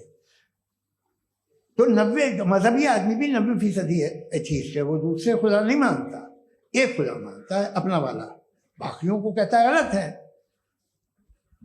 अगर आप मानना ही बंद कर दे तो आपका 10% चांस है कि आप सही हैं और 90% चांस है कि आप गलत हैं। मेरा मशवरा है आप मानना छोड़ दिए तो 50% चांस होगा कि आप सही हैं और 50% चांस होगा, 40% आप गेन करेंगे by becoming atheist.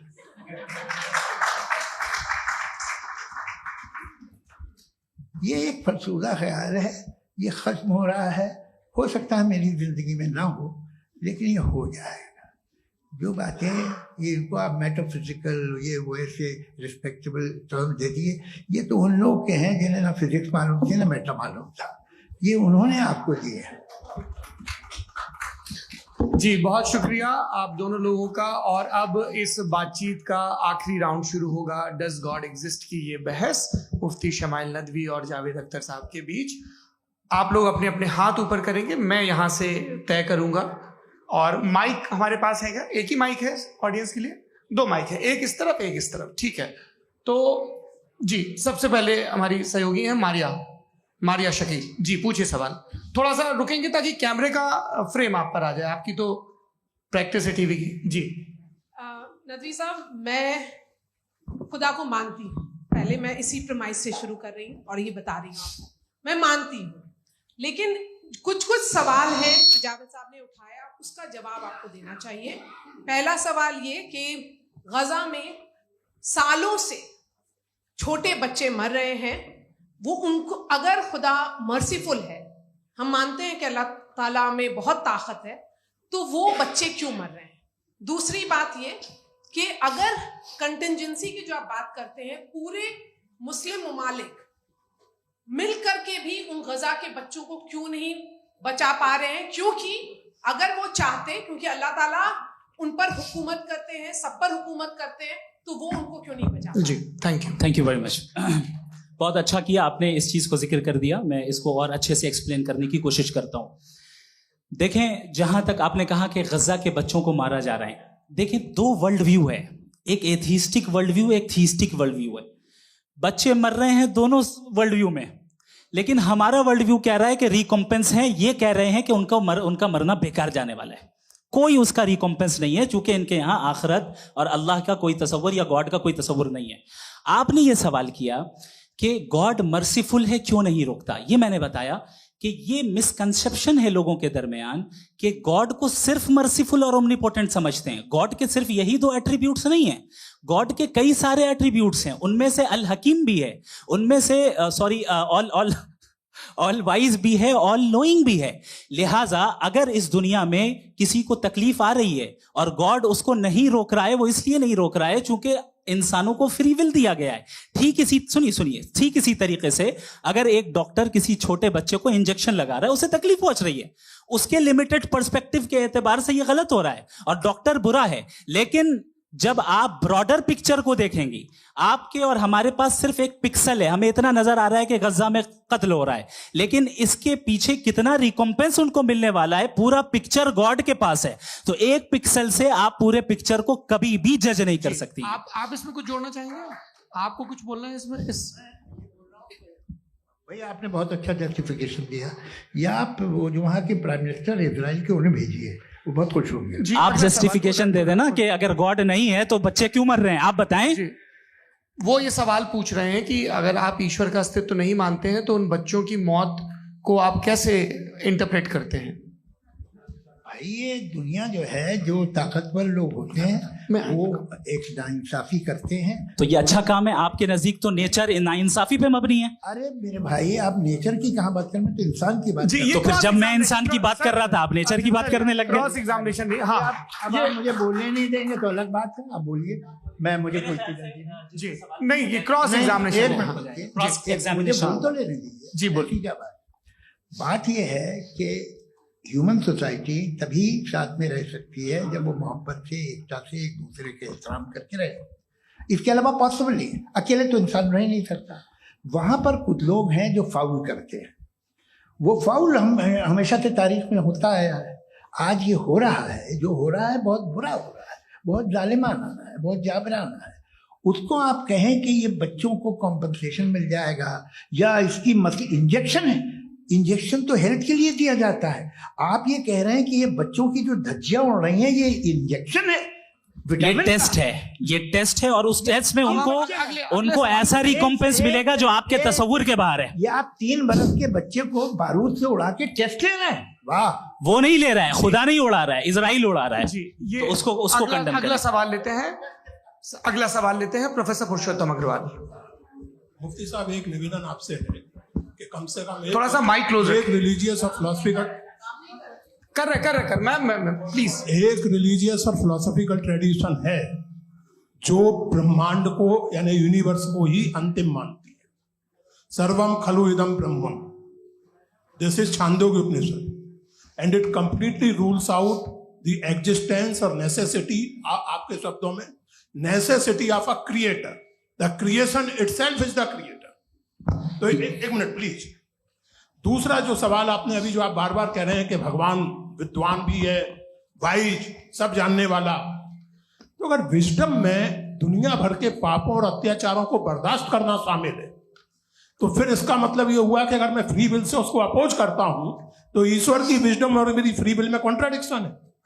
Because when I am opposing whatever is happening in Gaza, then I am opposing the God's will और गॉड्स विजडम। जवाब लेते हैं। क्योंकि तो गॉड की विजडम, एक मिनट सर प्लीज सर, ये एक जुमला, गॉड की विजडम है कि गाजा में जो कुछ हो रहा है वो हो रहा है, मैं उसको अपोज कर रहा हूं, तो मैं गॉड की विजडम के खिलाफ जा रहा हूं। एक सवाल। दूसरा ये नहीं, आपने 2 ऑलरेडी। सर आप और सवाल कर लें, लेकिन मुझे 2 जवाब दे। पहले आपने ये कहा, सुनिए मेरी बात सुनिए। इजराइल के गॉड के मुताबिक तुम्हारा ठीक हो रहा है ना? नहीं हो रहा है, ठीक नहीं हो रहा है। मैं बता रहा हूँ क्या हो रहा है, आप तशरीफ रखें, मैं बता रहा हूँ क्या हो रहा है। Let me complete please. एक सेकंड गाइस, एक सेकंड। ये देखिए, ऐसा है कि ये सब बड़ा आपस में विचार विमर्श के बाद ये तय हुआ था कि कुछ नियम बना लिए जाएं ताकि एक टाइम बाउंड बातचीत चले। और भाई साहब, आप बड़ा जरूरी काम कर रहे हैं, लेकिन कैमरे के फ्रेम में आके उस काम को गड़बड़ कर दे रहे हैं। ठीक है गुरु, अब मेरे को कहीं का गुस्सा कहीं निकालना था, सॉरी। नहीं, कोई गुस्सा नहीं है जी। तो प्रोफेसर ने सवाल पूछे, आप उनके जवाब दें, और थोड़ा ये सब लोग थोड़ा ख्याल रखें भाई, सवाल संक्षिप्त रखें जी। आपने 2 सवाल किया। सबसे पहला ये कहा कि हमारे पास ये कॉन्सेप्ट है कि ये यूनिवर्स खुद नेसेसरी बीइंग है, creation itself is the creator. How irrational is this कि मैं एग्जिस्ट करूंगा बाद में, लेकिन अभी एग्जिस्ट कर भी रहा हूं, यानी एक ही टाइम में एग्जिस्ट भी कर रहे हैं, नहीं भी कर रहे हैं। This is not true. दूसरी चीज, आपने कहा कि अगर इजराइल में, सॉरी माफ कीजिएगा, Israel doesn't exist, occupied Palestine में अगर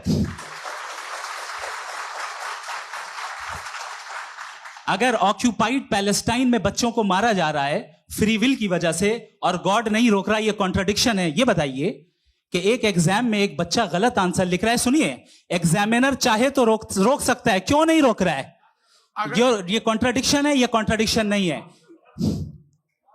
नहीं सर, ये आपस में जी, ये क्या आपका सवाल?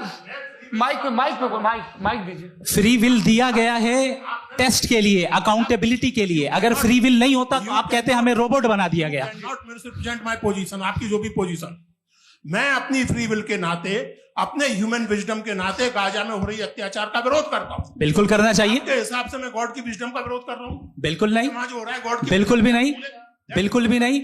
उसका वहां पर गाजा में कत्ल होना ये इंसानों के गलत इस्तेमाल का नतीजा है, फ्री विल के इस्तेमाल का नतीजा है। गॉड इसका हुक्म नहीं देता, उससे रोकता है। यही तो मसला है ना। आपके लिए कॉन्सेप्ट क्लियर? नहीं भाई, आपने तो बताया था इंजेक्शन लगाने से बच्चे को तकलीफ होती है, ये इंजेक्शन लगा। सर आप ऐसे रेटोरिक स्टेटमेंट दे तब तो कोई मसला नहीं समझते रहेंगे। This is a rhetoric statement, this is not a logical argument sir. I am sorry.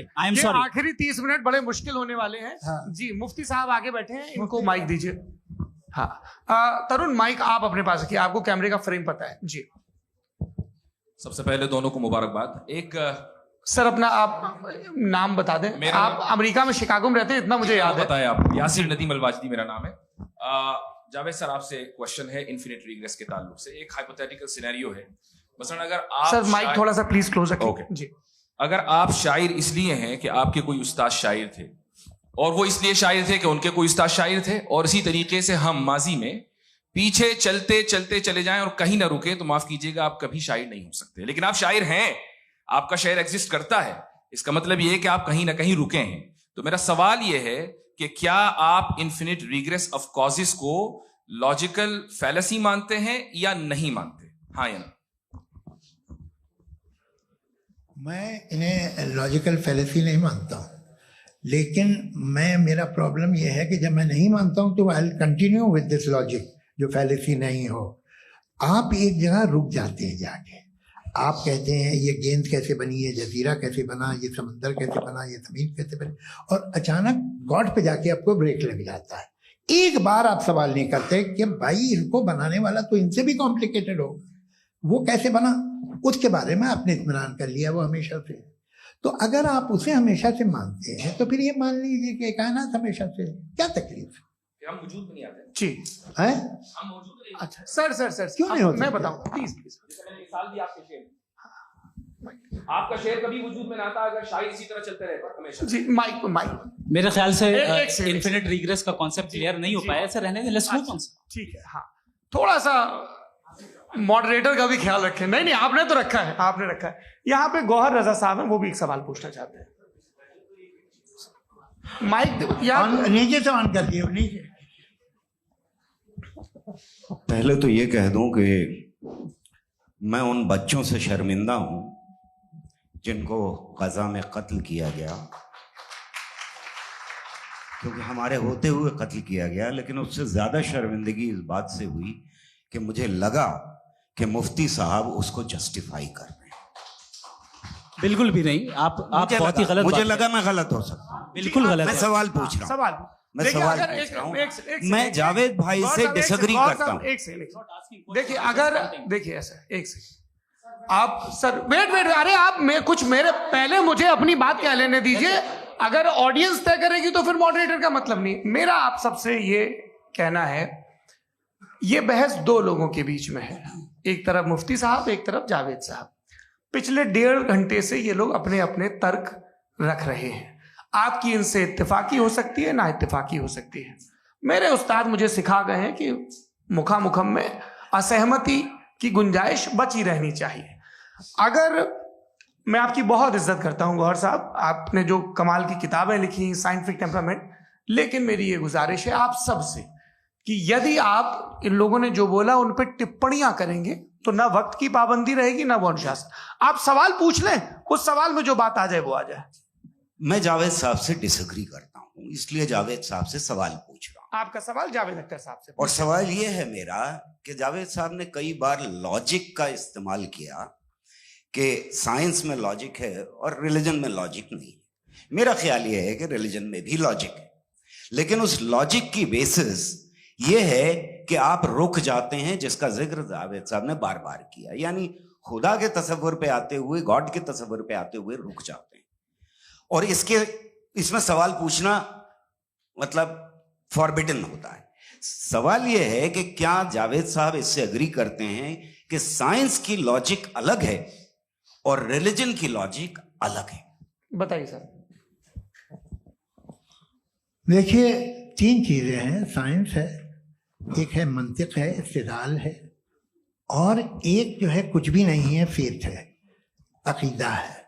मैं अकीदे की लॉजिक का कायल नहीं हूँ। मुझे आप इस्तिदलाल से, लॉजिक से, रीजन से समझाइए, मैं मानने को तैयार हूँ, मेरा क्या नुकसान होगा। लेकिन ये कि अकीदे पे मैं नहीं जा सकता हूँ। अकीदे का मतलब है कि तुम ये मान लो, सवाल ना करो, ये नहीं। आप सारी बातें करके, बड़ी साइंटिफिक बातें करके एक जगह जाके खुदा के हुदूद पे रुक जाते हैं, सरेंडर कर देते हैं। मैं सरेंडर करने को तैयार नहीं। That's all. जी, ये आगे सर बैठे हुए हैं, इनको माइक दीजिए। भाई वो आप पूछना चाह रहे थे ना भाई? हाँ, नहीं मैं ये थैंक यू जी, आपका नाम? आसिम इफ्तिखार। आसिफ जी, पूछिए। सर, जावेद सर से सवाल है कि आपने माइक थोड़ा करीब रखिए। अपने क्लोजिंग स्टेटमेंट में ये बात कही थी कि मजहब का जो फ्यूचर है वो ज़्यादा दिन नहीं जाने वाला है, लेकिन मैं देख पा रहा हूँ कि जो ऑक्सफोर्ड यूनिवर्सिटी की एक स्टडी है 2011 में हुई है, जिसके 50 एकेडमिशियंस ने इसको अंजाम दिया था, उसमें वो ये कहते हैं कि जो फेथ इन गॉड है वो इनबिल्ट है ह्यूमन नेचर के अंदर, जिसको हम कहते हैं फितरत के अंदर शामिल है वो। और वो ये कहते हैं कि अगर कोई ये समझता है कि मजहब को वो ख़त्म कर देगा तो ये उसकी गलत फहमी है। तो आप इसके बारे में, इस स्टडीज़ के बारे में क्या कहते हैं? ठीक है, मैं उनसे एग्री नहीं करता हूँ। वो कौन से प्रोफेसर होंगे? ऐसा उनके क्या पास डेटा है, इन्होंने डेटा के बेस होगा। डेटा क्या हो सकता है? फ्यूचर का डेटा तो नहीं हो सकता ना उनके पास, प्रेजेंट का डेटा हो सकता है। डेटा आपने सुना 100 साल पहले का बाद का डेटा? मैंने तो नहीं सुना आज तक। तो आज उनकी ये राय है और हो भी राय, ठीक है। दुनिया में तरह तरह की राय है लोग, लेकिन मैं समझता हूँ कि वक्त के साथ इंसान ज़्यादा से ज़्यादा रीजनेबल और लॉजिकल होता जा रहा है। आज आप देखिए वेस्टर्न यूरोप में क्या परसेंटेज है नॉन बिलीवर्स की, बहुत हाई।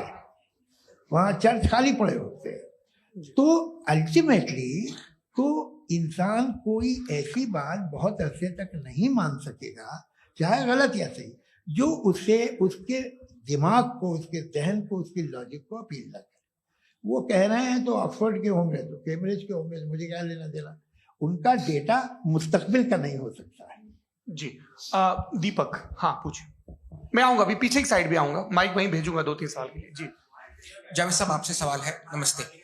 अरे भाई सर, अगर आप ही लोग को तय करना है तो फिर 200 लोग तय कर लें। ये एक साथ नहीं sir, please don't do this sir. Everybody has a right sir, but we can only take selected questions. No sir, अरे ये यंग लोग भी हैं तो इनकी ये अब उतने बात यंग, सुनिए। भाई आप यंग हैं कि नहीं हैं? एक मिनट, वो कह रहे हैं वो भी आइए, यंग हैं पूछ रहे हैं ना साहब। भाई। आप उनकी नौजवानी पर दावा उनको ही करने थे।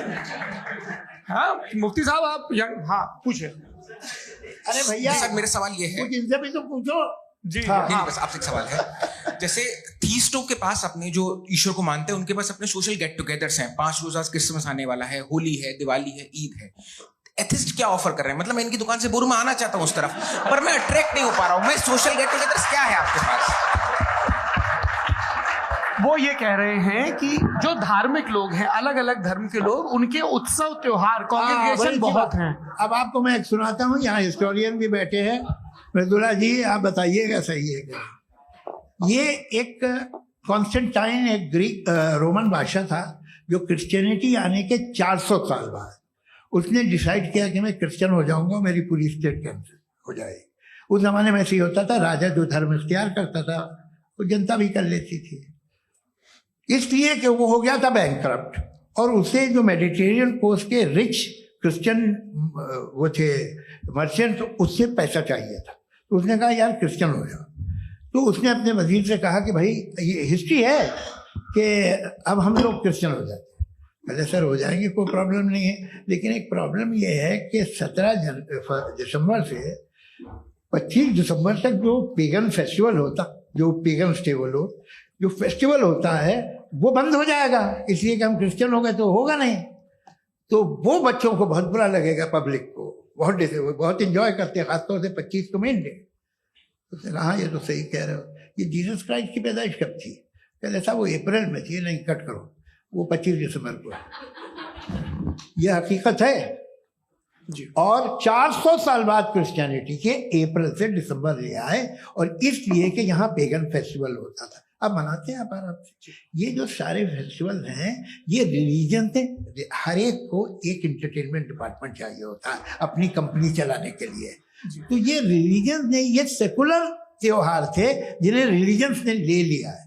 ये मौसम के थे, फसलों के थे, किसानों के थे, उसको आपने लेके रिलीजियस रंग दे दिया। ये कोई रिलीजन से थोड़ी आए आप। अच्छा हमें देखिए, हम तो मुल्द हैं, हम ईद मनाते हैं, हम दिवाली मनाते हैं, हम होली मनाते हैं, हम क्रिसमस मनाते हैं। बम्बई की फिल्म इंडस्ट्री की सबसे बड़ी होली हमारे घर में, सबसे बड़ी ईद हमारे घर में।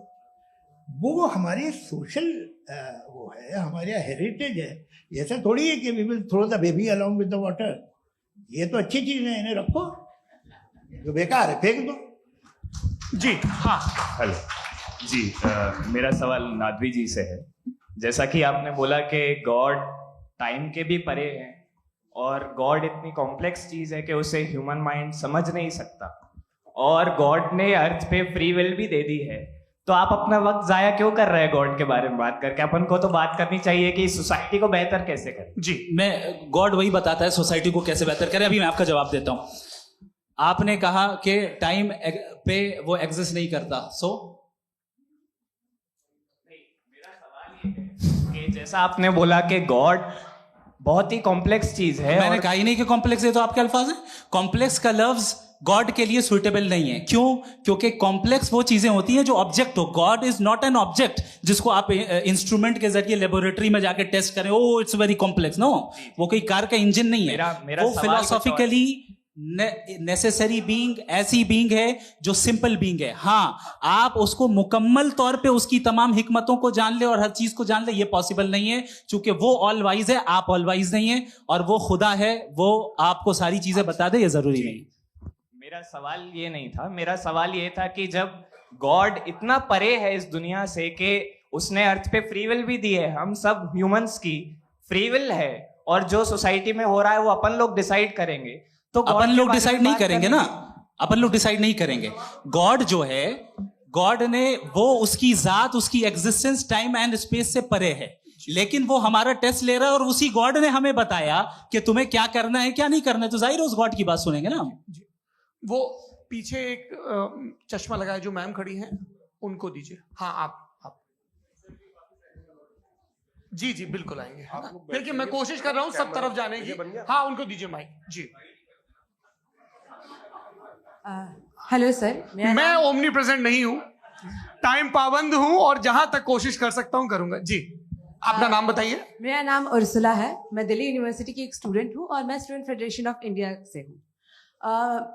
मेरा सवाल मुफ्ती जी से है कि इस हॉल के इस कमरे में बैठ के हम लोग रेप की मोरालिटी के बारे में फिलोसफिकली बात तो कर सकते हैं, बट असलियत ये है कि रोजमर्रा की जिंदगी में औरतें रेप के थ्रू गुजरती हैं, और हम लोग सिर्फ नंबर्स पे इस तरह नहीं देख सकते, क्योंकि कितनी औरतें हैं इन कंट्रीज में जहां पे आप बता रहे हैं कि केसेस कम हैं, जिनका एक्सेस है कि वो जाके केस फाइल कर सकें। कितनी औरतें हैं जो जिनको काम करने की आज़ादी है उन कंट्रीज में। यूरोप में ये आज़ादी आ गई, यूरोप में ये रूल्स आ गए, तो हम आज उसके बारे में बात कर पा रहे हैं। जी जवाब। आपने ये कहा कि कमरे में बंद होकर हम लोग इस पर फिलोसफिकली बात कर सकते हैं, लेकिन हकीकत में क्या हो रहा है, वो ग्राउंड लेवल पे क्या हो रहा है जो बहुत गलत हो रहा है, और वो सफ़र कर रही हैं। आई एग्री, बहुत गलत हो रहा है, और जो गलत हो रहा है उसको हमें रोकना है। और क्यों रोकना है, वो गलत क्यों है, हमारे पास इसका ऑब्जेक्टिव फाउंडेशन है, इनके पास उसका ऑब्जेक्टिव फाउंडेशन नहीं है। मैं ये कहना चाह रहा हूं कि जहां पे भी जुल्म हो रहा है, जहां पे भी औरत पे जुल्म हो रहा है, या उसकी इज्जत लूटी जा रही है, या उसे तकलीफ पहुंचाई जा रही है, और सिर्फ औरत नहीं, किसी इंसान के ऊपर भी जुल्म हो रहा है, तो उसके खिलाफ खड़ा होना, ये मोरालिटी हमारे पास गॉड के पास से आई है। वरना जावेद साहब तो कह रहे हैं कि जो है मेजॉरिटी डिसाइड करेगी, तो मेजॉरिटी तो कभी भी बदल सकती है। क्या आप ना तो ये थोड़ी सी आपको गलतफहमी है। मैं अगर मेरे जुमले से ये मदनत निकला या मैंने कहा, तो ये जुमला मैं वापस लेता हूँ। ये मेरा मतलब ही नहीं था कि मेजॉरिटी डिसाइड करेगी। मेजॉरिटी डिसाइड करे तो दुनिया में बड़ी, वैसे आपने कहा था ये जुमला। अच्छा हो सकता है, मैं मान रहा हूँ, बाद में रिकैप कर लेंगे। अरे एक सेकंड, मैं अपनी एक्सप्लेनेशन। मुनासिब बात यह है कि हम सब के सब दिल में जानते हैं कि क्या अच्छा है क्या बुरा है, हमें पता है अच्छी तरह से। जो लोग बुरे काम करते हैं उन्हें भी मालूम अच्छा क्या। यही तो सवाल था हजरत सर, कि फिर सर, ये मोरालिटी आई कहाँ से? Cross examination. हाँ जी, हाँ जी। मोरालिटी साथ रहने की डिजायर से आई। यानी साथ रहकर जो कुछ कह दे जो कुछ कर दे वो हो जाएगा? नहीं नहीं, तो आप कायदे से रही कर सकते हैं जब तक लोगों में मोरालिटी हो, वरना क्यास हो जाएगा। ये आपको कैसे पता? जी, हमने देखा ना जहाँ मोरालिटी का क्यास हो गया, हम देखते हैं। कहाँ पे देख भाई दुनिया में आप जो कह रहे हैं आप अभी कहीं मैं पे आप अगर लोगों गलत को हो रहा है इस बहस तो के उसको बाद आप मैं आप गलत लोगों देखिए। को आप सर मुफ्ती आप साहब, मैं- एपिस्टेमोलॉजी की मुफ्ती बात साहब, कर रहे हैं, मैं ऑन्टोलॉजी अरे की बात मुफ्ती कर रहा साहब, हूँ। मैं इस बहस के फाउंडेशन बाद आप क्या है? दोनों लोगों को चाय पे फाउंडेशन होस्ट करूंगा, वहां पे क्रॉस एग्जामिनेशन कर लीजिएगा। अभी ऑडियंस का हक मार रहे हैं आप लोग भाई। सर जस्ट लोग हैं आप लोग। और ये भाई ये हाँ, बच्चे- उधर आएंगे, उधर इनको आएंगे। भी। जी सर, आएंगे आएंगे। अच्छा सर मेरा नाम लईकुर रहमान है और मैं अलीगढ़ मुस्लिम यूनिवर्सिटी का स्टूडेंट हूँ। और जहाँ तक मुझे पता है कि sir you are also product of Aligarh Muslim University. मैं भी उसी चमन का बुलबुल। हाँ सर, तो बहुत खुशी हुई मुझे जान करके कि मैं आपसे मिलूंगा। सवाल सर मेरा सवाल यह है, सर सैयद अली रहमा का नजरिया यह था कि खुदा के वजूद को अकल के दायरे में रह करके तलाश करना, न कि पूरी तौर से उसका इनकार कर देना। Sir how will you define it? नहीं तो ये तो आप इन्हें बताइए। ये सर, सवाल आपसे आपसे खुदा का वजूद साबित कर रहे हैं। तो सर आपने सर सैयद इनकार ने किया। कर रखा है, इस वजह से मेरा क्वेश्चन उन्होंने यही सर एक सेकंड, सर सैयद ने यही कहा ना कि अकल से आप खुदा के वजूद को साबित नहीं कर सकते, यही कहा ना भाई। वो उन्होंने कहा कर सकते हैं और वो कर दिया गया आज। वो फोन दो। तलाश करना या साबित करना अकल से अकल से नहीं हो सकता। अरे सवाल तो सुन लीजिए जी। अकल से नहीं हो सकता है, यही कहा ना आपने। अकल से हो सकता है। अरे वो यही कह रहे हैं भाई, आप बता रहे हो सकता है, वो तो कुछ और। आप अगर सर देखो नौजवान फोन ले लो, इतनी कमाल की यूनिवर्सिटी है। अरे भाई दे दो ना जरा, एक मिनट अरे दे दो भाई, मेरी बात सुनो, नहीं, माइक मैं पे बोलो ताकि जो लाखों लोग देख रहे हैं। माइक दे दो ना। अरे देंगे ना माइक, तुम ठहरो तो। हाँ सर, मेरा सवाल ये था कि सर सैयद अलैहि रहमा का एक नजरिया था अपना कि खुदा का जो वजूद है उसको अकल के दायरे में रह करके तलाश करना है, न कि पूरे तौर से इनकार कर देना है। ये उनका कॉन्सेप्ट था। लेकिन मेरा सवाल ये है कि आप इसको कैसे डिफाइन करते हैं, एक्सप्लेन कैसे करेंगे, मैं आपसे जानना चाहता हूँ, क्योंकि you are the product of Aligarh Muslim University. मुझे अकल के दायरे में रख के मैंने बहुत तलाश की, मुझे मिला नहीं। हाँ ये इधर वो चश्मा लगाए जो, हाँ उनको दे दीजिए। जी जी फटाफट पूछिए, 5 मिनट है, 5 मिनट में खत्म हो रहा है। हाँ अस्सलाम वालेकुम मुफ्ती साहब। एंड मेरा सवाल जावेद अख्तर साहब से। क्या नाम है आपका? अरे भैया मुझे पूछ रहे हो। फैज पूछिए फैज साहब। तो मेरा सवाल ये है कि अभी जो एथियस्ट है वो problem of evil argument use कर रहे हैं अगेंस्ट मुस्लिम्स, राइट? कि इस दुनिया में इतना सारा इविल है और अगेंस्ट मुस्लिम तो यहाँ अगेंस्ट थियस्ट। हाँ थोड़ा सा करेक्ट कर लीजिए भाई। पूरी मशक्कत ही इसी बात की थी कि किसी एक मजहब पे बात ना टिके। जी, तो बेसिकली ये आर्गुमेंट ऐसा है कि इस दुनिया में इतना ज्यादा इविल एग्जिस्ट करता है और अगर एक ऑल गुड गॉड है तो वो रोकता क्यों नहीं है? लेकिन इस सवाल में एक हिडन अजम्पशन ये है कि इस दुनिया में इविल एग्जिस्ट करता है। अब एथियस्ट ये कैसे ऑन्टोलॉजिकली प्रूव कर सकते हैं कि इस दुनिया में इविल एग्जिस्ट करता है? मैं आपको बताता हूँ, थोड़ा सा समझा। नहीं सर हम लोग इनको सुनने आए। नहीं please don't do that. I want to explain ontology. नहीं हम समझ गए सर, इनको अब जवाब देने दीजिए। अच्छा सवाल पूछ लो। मैं अभी तक क्या था वो मैं थोड़ा सा ऐड ऑन कर लेता हूँ। तुम गुरु, तो हम जब इसका राउंड 13 करेंगे ना तब तुमको स्टेज पे बिठाएंगे। जी तो हाँ जल्दी से। तो देखिए एथियज्म के हिसाब से सब कुछ रैंडमली बन गया है, सब कुछ एटम्स और मॉलिक्यूल्स है। एक पत्थर में और मुझ में सिर्फ इतना फर्क है कि हम लोग एटम्स और मॉलिक्यूल्स का अलग अलग रीअरेंजमेंट है। अब एक पत्थर को कोई इंसान तलवार से 2 टुकड़ों में काट दे या मुझे, according to atheism it is same. There is no evil and good according to atheism. जी अच्छा, फैज साहब का सवाल ये है कि हाँ कोशिश भी करते तो इससे गलत सवाल नहीं कर पाते। एक लाइफ फॉर्म है और लाइफ फॉर्म में फीलिंग है, मतलब लाइफ फॉर्म सुनता है, देखता है, टेस्ट कर सकता है, फील कर सकता है। तो उसकी जो ये जो क्वालिटी इस बबल में आ गई है वो जानवर में भी है, इंसान में भी है। तो जाहिर है कि उसे कोई तकलीफ पहुंचेगी, तो चूंकि उसके पास वो सेंसिटिविटी है तो मैं करेगा। पत्थर में वो सेंसिटिविटी नहीं है। तो ये क्या सवाल हुआ कि अगर पत्थर को काटा तो पत्थर को तकलीफ नहीं होती, तो आपको काटे तो आपको क्यों तकलीफ हो? बैठ जाइए जी। हाँ अगला सवाल। हाँ पूछे जी। जावेद अख्तर साहब, अरे भैया, सब आप लोग मुफ्ती साहब को छोड़ रहे हैं तो मेरे ही पीछे पड़े हैं क्या? फिर चलो बोलो भाई। You asked how God can exist when children die in Gaza. हाँ? You asked how God can exist when children die in Gaza, and you also mentioned the rise of atheism in Europe. But the same events also are leading many atheists and non-believers to turn towards faith. How do you interpret this contradiction, where suffering pushes some away from God, yet brings others closer to belief? देखिए, आपको एक बात बताऊं, दुनिया perfect तो कहीं भी नहीं है, हर जगह कुछ खामियां हैं। बेटा एक मिनट, आप ही को कहेंगे, देखो वो तो कुछ खामियां, कमजोरियां, खराबियां सब जगह है। लेकिन अगर देखोगे ईमानदारी से कि दुनिया सबसे ज़्यादा महज़ब कहाँ है, एक आम शहरी को कहाँ हुकूक हासिल हैं, वो बोल सकता है, अपनी मर्जी से काम कर सकता है, अपनी मर्जी से राय दे सकता है, हुकूमत के ख़िलाफ़ बोल सकता है, बरसर इख्तिदार लोगों के बारे में बोल सकता है, सरमायादारों के ख़िलाफ़ बोल सकता है। तो आपको ये स्कैंडिनेवियन कंट्रीज़ में मिलेगा, वेस्टर्न यूरोप में मिलेगा। मैं नहीं कह रहा वो परफेक्ट है, बिल्कुल नहीं, वहाँ बहुत खराबियां भी हैं, परफेक्ट तो कोई। लेकिन जिन जिन मुल्कों में, लैटिन अमेरिका देखो, गल्फ देखो, वहाँ पर आपको ये ज़रूर है कि रेप नहीं होते होंगे। रेप की ज़रूरत क्या है भाई? उसको तो ख़रीद लो, घर में रखो, सड़क पर रेप करने की क्या ज़रूरत है?